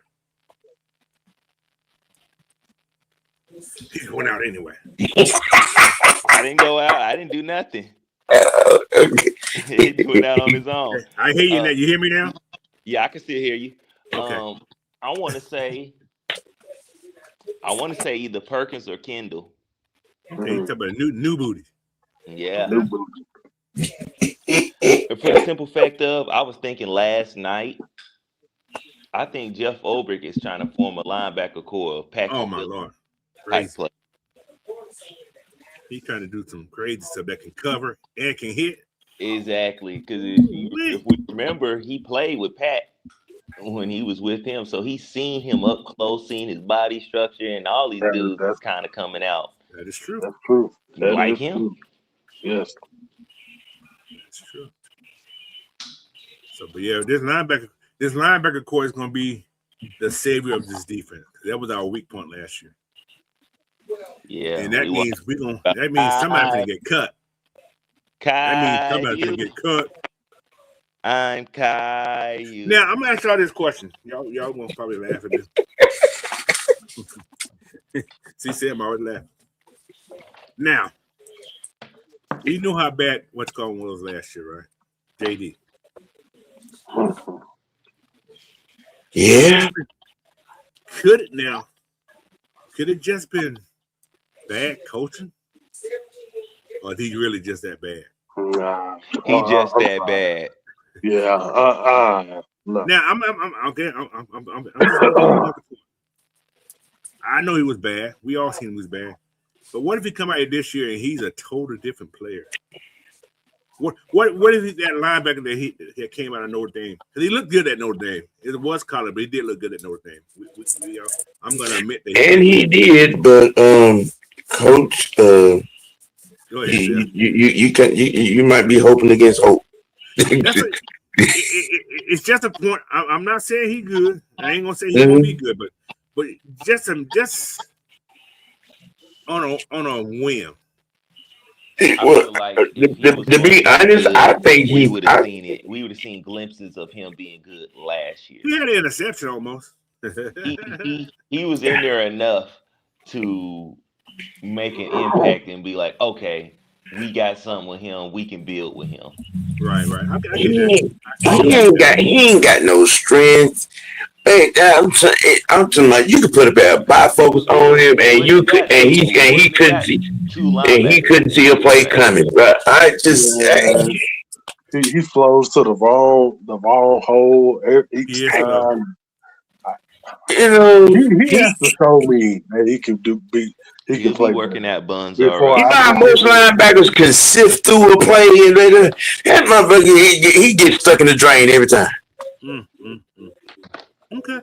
I ain't saying he's gonna be good. Now, okay, since JD gonna probably be gone, or special team, not special team, but on the practice squad, possible. I'm not saying he is. What about Troy? I think Troy. You remember what I was saying about Troy, Coach? He can go bye-bye to me. Oh, I feel the same. Because if Troy makes this team, okay, I'm just going to put it out there. You're going to have Christian Harris, who's going to make this team. Kendall Daniels is going to make this team. Diablo is going to make this team. So Troy going to be your fifth linebacker? Because Perkins is going to make this team too. I think Perkins and Daniels both make the team. I agree. The two guys they drafted will make this team. So, does Perkins take over with Troy at? T1, unless they're going to cling to him through the special team because he's a good special teams guy. Line in linebacker spot too. Say it again. I said we're gonna be switching Jalen between that line and linebacker spot too. Unless they are just that strong on him on special teams because he's a damn good special teams guy. But at this point with him not being able to stay on the field the last 2 years, I think it's over with. Yeah, that's my take too. Because of that. I mean, and this is from I am a Troy Anderson fan. I have been in his corner for the hold up, but I mean, you know, the facts are he hasn't been able to stay on the field the last 2 years, be it freak injury or not. I mean, you know, you ain't no good. And you know what, Sam? Because of that, I'm iffy about playing him on special teams. Because that's where you get hurt at. Because that's where he got hurt at. And you don't know. Yeah, I mean, you know, because these 2 years, I'm just looking at it, you know, fact for fact. These 2 years, I mean, his growth has put him behind. His, his inability to grow because he ain't been able to be on the field has put him behind. You know, he had a chance to, you know, get better in his coverage skills. He had a chance to, you know, spend enough time in the classroom and on the field at the same time for those two factors to mesh together. And now, from personnel standpoint, you are so far behind the 8 ball. I mean, there's nowhere for you to get on the table. Falcons are in a good position on this defense right now. Yeah, they got so much depth they can go anywhere they want to go, anywhere, and don't lose a step because you still got Shannon Tindall that you got to deal with. Yeah. Is he going? Because okay, I'm looking at just depth chart. The right inside linebacker. You got Devine, you got Troy, you got Harold, and you got Shannon Tindall. Those 4 guys for your right side. Your left side, you got Harris. Well, Devine's going to be the green dot in the middle. Most likely, but he's on the right side. He plays the right side most of the time. He's the right outside. I thought he was the middle linebacker. No, he's the right inside linebacker. They're not doing mid. They doing inside because they playing in 3-4. In the 3-4. This is what I'm talking about 3-4. All right. Him and Harris could be the inside guys. So the way they have it set up. So, but yeah, and if you go to a 4-3, yeah, he'd probably be the middle. But you got Shannon Tindall. He does what Troy can do. Like I said, they're not gonna let Harold Perkins go nowhere. I'm gonna say that he's not going. No, not even no. They already said we got you because we want you to prove why everybody made a mistake. When you hear that from the coaching staff, that means they know they got something special when they got him. Yeah, he was supposed to be a first round pick. Would have been a first round pick. top linebackers. Him and And Perkins then are I don't supposed to be understand. first He round didn't pick. get hurt this year. He got hurt. He 2 got years hurt ago. last year. Yeah. Was it 2 years ago or last year? It was either Oh, last not year or last 2 year, years but ago. 2 Which years I ago, don't. years ago. Yeah, which I don't understand how that made him drop still. Because LSU sucked. That's Yeah. why. I'm saying that's why. I mean, They he's not lying. didn't have the TV. They didn't have the TV revenue. Well, they didn't have revenue. They didn't have the TV looks that everybody else got in the SEC. So, but yeah, this linebacker crew is going to be very important, man. So that's my thing. Like I say, I can see Troy going because of not being available. JD, I don't see him making the team either, but I think they'll put him on the practice squad for some strange reason. But yeah. But yeah, in the outside linebackers, you still got James Pierce. He ain't going nowhere. We know this for a fact. He's on this. He working on month number 2 now. No trouble. So in the NFL, still haven't came down with a decision yet. Nope. So at this point, I don't think it's even going to be so much a slap on the hand. That's what I'm saying, because he's not getting. If charged the drop, that means they didn't have enough. They didn't have enough nothing to do. Put the man in jail anyway. That's what I'm just saying. How you gonna drop charge? They ain't never heard of domestic charge, especially with a high profile person getting dropped. Go to these classes, huh? What? No record. I'd be surprised if he get 2 games. Me too. I'm in the same boat you're talking about, Sam. That's that Arthur Smith. That Mr. Arthur Blank. Blank power. That's that blank power right there. He didn't blank.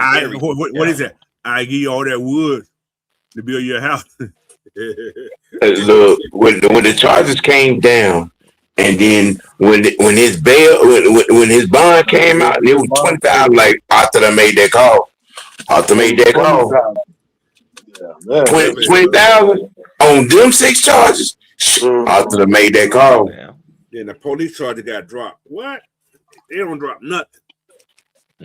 Miami police, crooked. And then I'm gonna tell you how Arthur work now. You know what I'm saying? Arthur, whatever something happening, he get you in his office in that conversation. You know what happens when you don't tell the truth, and you know what happens when you do tell the truth. Yeah. And I believe they had that. That was a good thing. He told the truth. Yes. And that's why he was protected. Yeah, we done seen those who tell the truth and don't tell the truth in high roads. Mike Vick, no, stop. I see what you're doing, Sam. That running guy. Mm-hmm. You see, that was my, yeah. I was money laundering the dog money. And he probably would have got off. He would still been a Falcon. I'm just saying, but you lie. Yeah, mafia man, you gonna get mafia-ated. Don't lie to the man. Jonathan Babineau got caught with all them pounds of weed. He went and sat down with Arthur and told the truth. Yeah. That shit went away. Bye. No more. No more. You're right. He was able to finish his career, got that last little check, and walked off into the sunset, nice and quiet. And went to a Super Bowl. Yeah. But anyway, okay. That's where let's get to this network because we're almost in the 2 hours. Falcons player that's under the most pressure this year. Who you guys got under the most pressure? I would say the quarterback position. I think it's 2. I think it's Penix and Drake, and just the quarterback position as a whole. I'm pretty sure Sam over there talking about Drake London because he wants that. He did. Yep. Go ahead. Why you say Drake, Sam? Because he want that 30. He got to earn them 35. Also, you don't think he'd earn what everybody else has earned? I'm just saying. Look, nah. Sam over there trying to play because we had this discussion a little time ago. We ain't had no. You ain't saying shit. Drake was in the top 10. Now when you're in the top 10, you get paid top 10 money. Drake ain't in top 10 at wide receivers. Do we need to pull? Are you finna give him Jackson Smith money? Let's keep it above. Are we really gonna sit here and give him Jackson Smith money? Not 42. Hell no. Not 42. But 30, yeah, I give him 30. 30, no more than 34. I give him that. He's earned that. You don't feel that he earned 34 million? Look, I get market value and all that stuff. I solely understand that. I'm not dismissing that. His paying receivers quarterback money is a little disheartening to me. Because that salary cap keep going up, and the value of these guys keep going up. It's like a token. You put a token in on a video machine, there could be a quarter one day, the next week there can be 50 cents. These guys are tokens. You pay them what the value of what the market is going for. $30 million for a top wide receiver on your team. That's pennies right now. So he ain't getting 42. 42, hell no. No. That's a no. Seattle overpaid for Smith Jr. Although he had a good year, they overpaid for him. I say this. If he gives us 95 to 115 receptions and 10, 12 touchdowns and 1,200 yards, I ain't got nothing to say. But if that offense is this offense gonna be that way? Because you got a lot of distributing you got to do this year. We got some guys that I ain't gonna say demand the ball, but the offense he runs, the ball goes to the open guy or the guy that get the separation. So Drake may get it, he may not get it. I say Drake get $1,000 this year as long as he stays healthy. He would have had that last year if he stayed healthy. Remember, he missed like 4 games this year. So you're looking at 90, 100, another 200 some yards or 300 yards. He's over his $1,000 again because of that.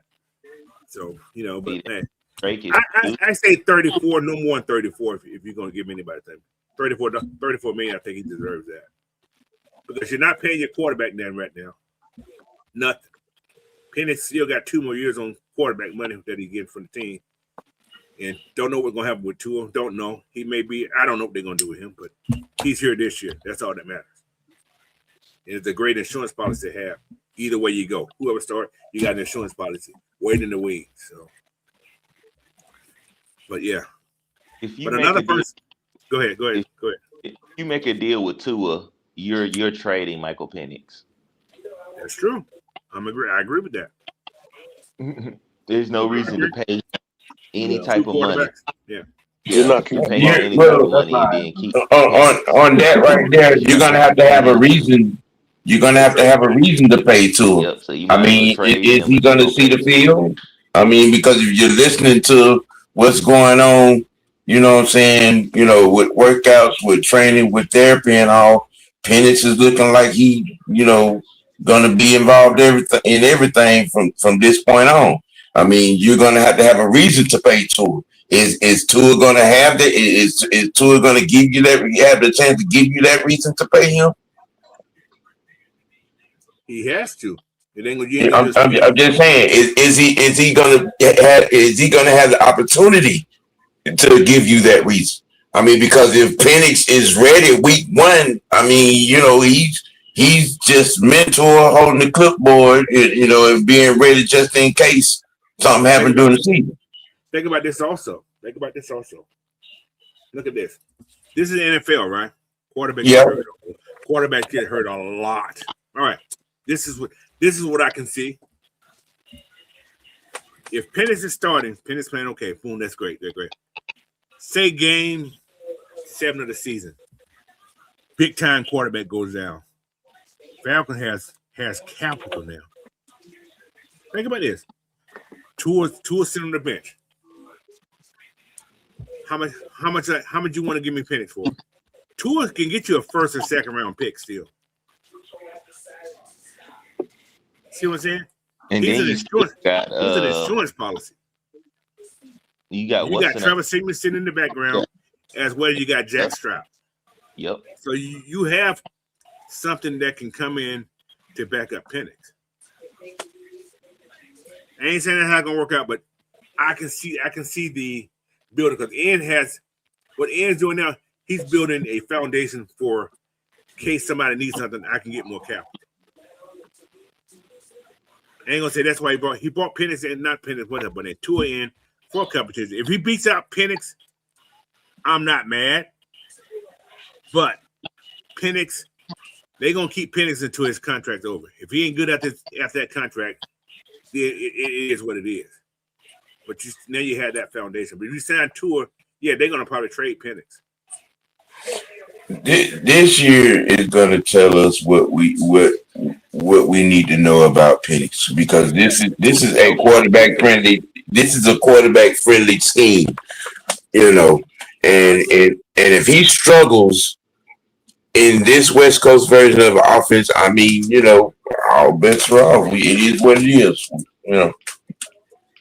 Well, when you got a quarterback say his coach is talking to him and they listening to him, we ain't heard that before from him. Right. So in a way, and another thing I found this somebody said when he was at Indiana, he was in the same boat he was in last year with what's called. They just let him use his talent. When he was in Washington, he had a quarterback coach and an offensive coordinator that he communicated with. So you know what he did when he was in Washington. Yeah. So things like that work out. Sometimes you need a guy, you need a coaching staff that can communicate, especially with the quarterback. You got to communicate with your quarterback. He touches the ball more than anybody in the field. So that's him and center. Yeah. You depend on him. So nobody touches the ball more than your quarterback, your center, and your long snapper. Yes. Just saying. Now, how much pressure is Cal under this year? I think all the pressure on Cal is pretty much gone by now. You think so? Yeah. Everybody didn't turn their attention to the quarterback position again. Yeah, I see you right. Kyle easily get his check. Yeah. I think he's done enough. I think people finally are seeing. The fact that Kyle Pitts can't do nothing without a quarterback. That's true. You know that they didn't see last year because Drake was out. Cal was eating. Yeah. When Drake was out, Cal was eating. Cal got 450 yards in the game when total when Drake was out last year. That's what shows me at 4 games. Well, how many games Drake was out? Cal can carry your offense. Yep. That's what that showed me last year. He can carry your offense if you scheme correctly for him. And we know the tight end. And we know the tight ends that Stefanski has had have all been able to eat. Yep. Even Hooper ate his first year when he went to Cleveland. Hooper was eating. So it ain't like Cal's going to be. Well, Joker got 1,200 yards last year. I ain't worried about Cal. Yeah. So that's what I'm saying. He's going to eat. So, but that's how it works, man. All right. And I got two more questions. NFC South. How many wins we get out of those 6 games? You guys feel? 5. 5? At least 5. Yep. 5. What about you, Sam?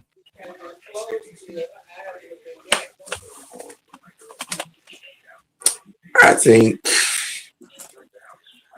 we walk it. Okay. I think we walk it. I love to see that. I'm in that 5 category too, but I love T6. I would. All right. This is where it gets at for. This is for everybody, man. Y'all answer these here. A lot of yes and no questions. Falcons win double-digit games. Yes or no? Yes. Yes. Yes.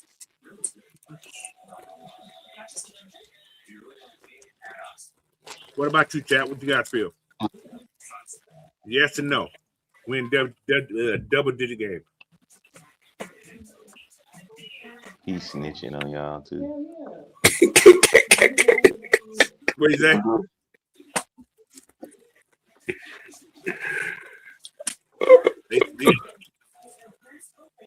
Anyway, I want to the next one. Penix throw for more than 4,000 yards. Yes or no? No. Do we need him to? No, I don't think so. The offense is not going to need that. Now, if It's- he does that, especially- that means he made some immaculate throws at given times, and we made some big plays.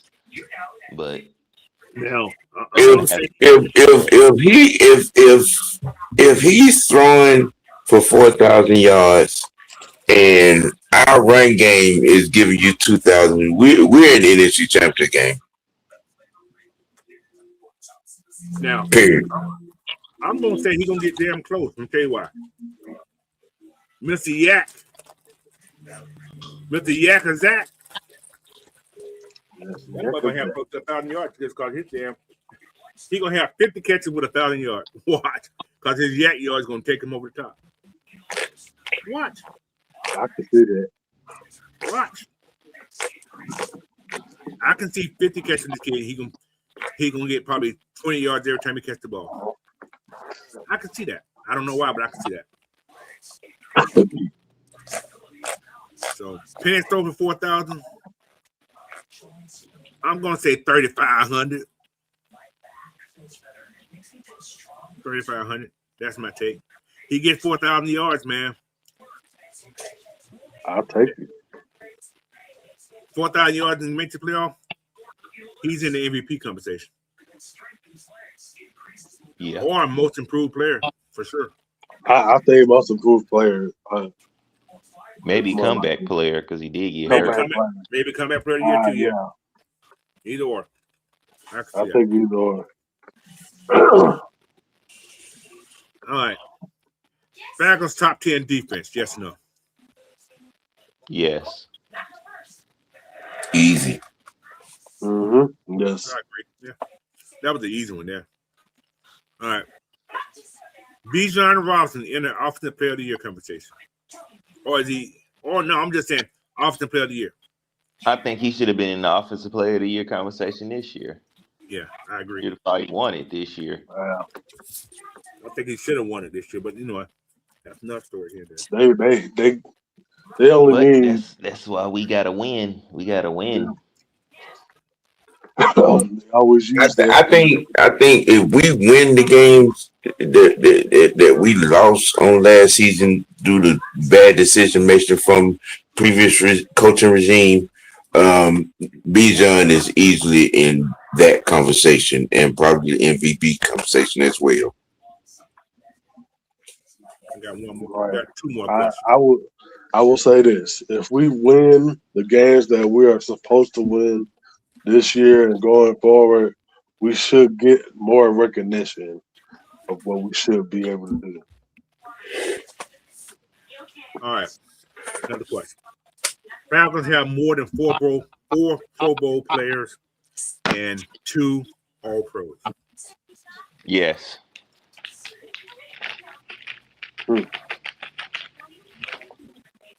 Definitely should. Okay. Give me your 2 All-Pros. Hell, they on the offensive line. Bergeron and this. Wow. You said Bird? Jalen Walker. He said Bergeron.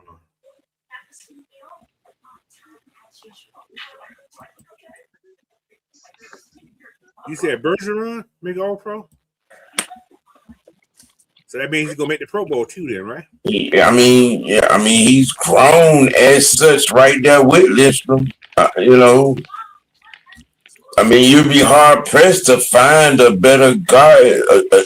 Can you find 3 better guard tandems than Bergeron and Lindstrom in the league? Not yet. Yeah, I agree. I'm not saying that, but I say get your Pro Bowl first. I think he makes his first Pro Bowl. So Yeah. Give me your 4. Give me your 4 Pro Bowlers. We know Bijan's gonna be one. That's a given. That's a given. Lindstrom's gonna be one. AJ. Hey, I think AJ AJ is gonna get another one. AJ gets one. Yes. Okay. He's gonna solidify his shutdown outside. Bijan. I'm gonna say Brandon Dollars. I think one of our linebackers Pro Bowl. Do y'all think Drake make Pro Bowl this year? He better. He better. Oh, you don't pay him? Say after he don't make the Pro Bowl, he don't get paid. Looking for any reason not to pay him. He don't pay nobody. Tell them, get that man $5.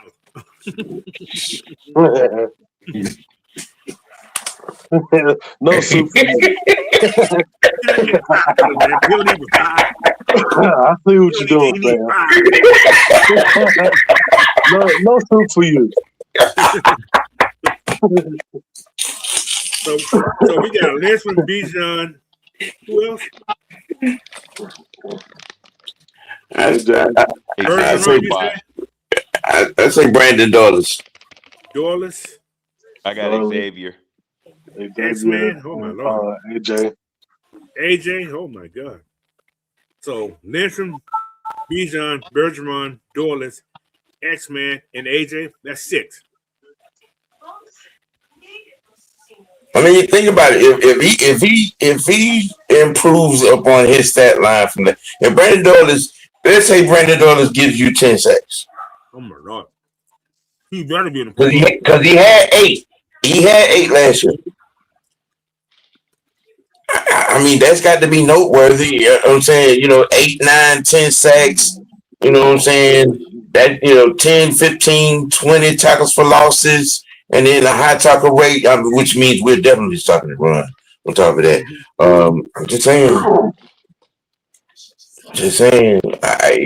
He especially with what they put around him.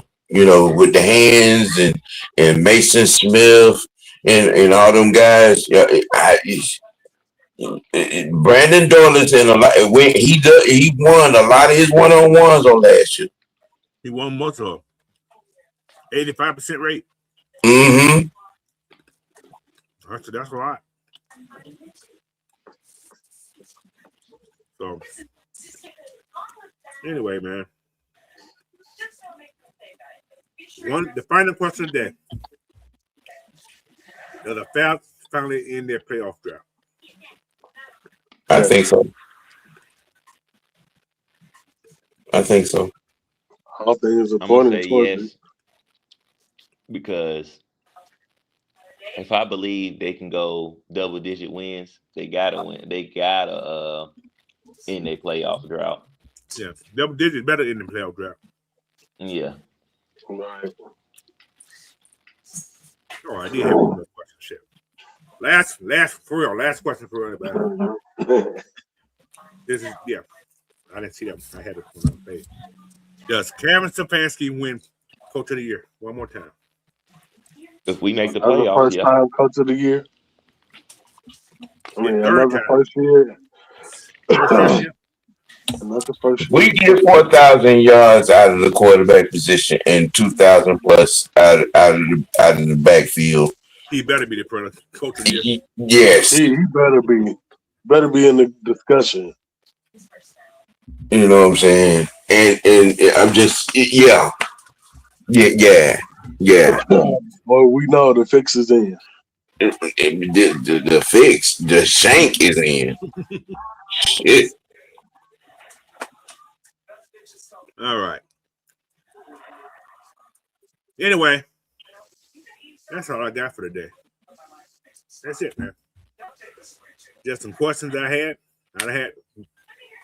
just went with everything that happened the last couple weeks. I just put it all in one because they ain't been here 2 weeks. So, but anyway, thank you guys, man. Appreciate y'all for hopping on with me this morning. Thank you everybody in the chat for hopping on. And you guys got some things y'all want to talk about real quick. Anything? See? Anybody got anything they want to speak on that quick?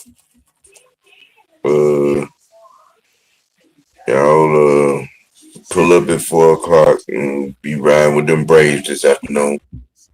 You mean those the guys who are a heartbeat away? You know what? My Lord. I love every minute. The Lord's like, come on, y'all. Hey, but you know what? I'd rather for them to be winning like this. Oh, I love the women. I ain't mad at it. I'm happy about it, but I'm I'd rather for them to win like this than what they were doing in 23, where everything was home run. Yeah, they win it by base hits. They're not depending on the long, which I love to see that. I love it. I love it. Yeah, they're winning the right way. Yes, they're playing baseball, but that's Walt Weiss. His model. That's what he did when he was in Oakland. That's how he was. He was a base hitter. He wasn't trying to win the game by hitting home runs all the time. Right. I ain't gonna lie. When we gave up them damn 2 runs in the 10th, where I was like, "Oh, this might be over with." It might be over. I ain't even know. I had them thoughts. Hey. Yeah, when the dude out there, who the hell hit the ball? I'm like, who the hell is he? I said, did he win the game? They said the Braves win. Who the hell is this guy? But yeah, man. He was here a couple years ago. Yeah, but he didn't fail. I think he was here for what? He was here when the little what's called guy was here. Yeah, what's his name? Yeah. The catch we had. He was here for a while. Yeah. So, but man, they believe in. I guess what Walt told them, they believe what he's saying. Somebody else does it each day. It's not the same guy. Not the same guy. Yeah, and they're not depending on Ronald to be the man. No. But this is Ronald's worst year I've seen him play when he's partially healthy. He ain't fully healthy, but he's playing. But then again, I knew they wasn't gonna pitch to him right there. Yeah. I'm like, I know he ain't finna see nothing over the plate. When they walked them, I wasn't even surprised. Yeah. But we ain't gonna let this fool beat us. So, but yeah, man. But Chris Sale, the pitch. Now that bullpen is strong, man. I don't know what's going on. That bullpen is strong. And the little that's because of the rotation is pitching 7-8 innings deep. Exactly. There you go. And when you ain't got to go deep into your bullpen, I mean, you know, when you can just go out there, all right, let me throw my setup man out there, and then it must close. Shit, that's the 8th and 9th inning right there. Yeah. You know, when your boy came in that night, he scares me. That damn Kenley dude, he scares me though, bro. That boy scares me to hell. I know, hell, we ain't finna lose this game. Yeah, he gave up them 2 runs. Yeah, man. I say that dude be scaring me, bro. But you know what? The one that scared me the most, he's gone. Who was that? What a bummer. Yeah. I was so glad oh my God. Every time he got on the mound, Jesus Christ, here we go again. But something I know about the Braves, what they done, the good years they had. They always had a veteran pitcher that came from somewhere else that been to the big game and stabilized that bullpen. Like you got Chris Sale, and the other year you had what's the guy we had the other year, the last time? Chris Sale, Strider, Elder. The year we won the World Series, who the pitcher was? We had what is his name? I can't think of it, but he had him. Moulton. I think that's his name. Yeah, Freed. No, what's his name? He came from somebody. I can't say what the name is, but anyway. You talking had about the that- one that pissed on the broken leg? Yes, him. Exactly who I'm talking about. Yeah. I can't think what his name is, but we had that stability of somebody that, okay, keep that bullpen or keep that dugout for the pitching guy under control. And that's what Chris is doing. Chris, yeah. And Dylan Lee. Dylan Lee, yeah. But somebody who be scaring me, though, still, I see him go from first to worst in the second half. What's the boy name? God damn it. You just mentioned his name before. Elder. Remember, he went to the Pro Bowl, went to the All-Star game that one year?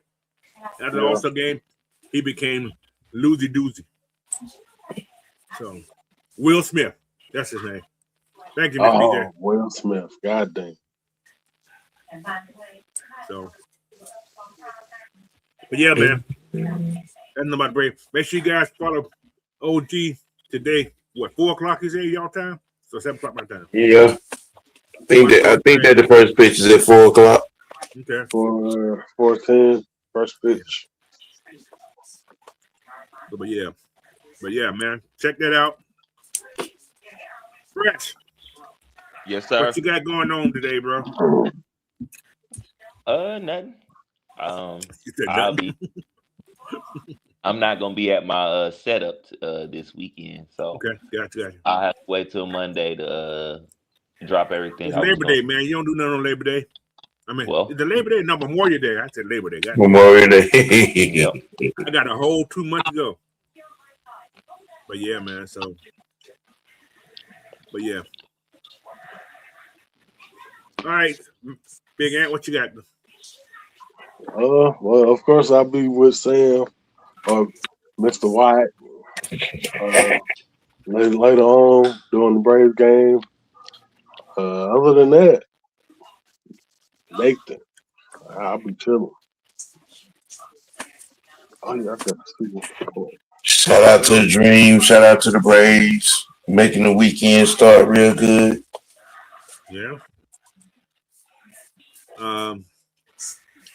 Tomorrow, regular show, I think. I'm not sure. I'll find out when everybody else find out. Should be. Yeah. It'll be a show tomorrow, so check out the regulars 11 o'clock tomorrow.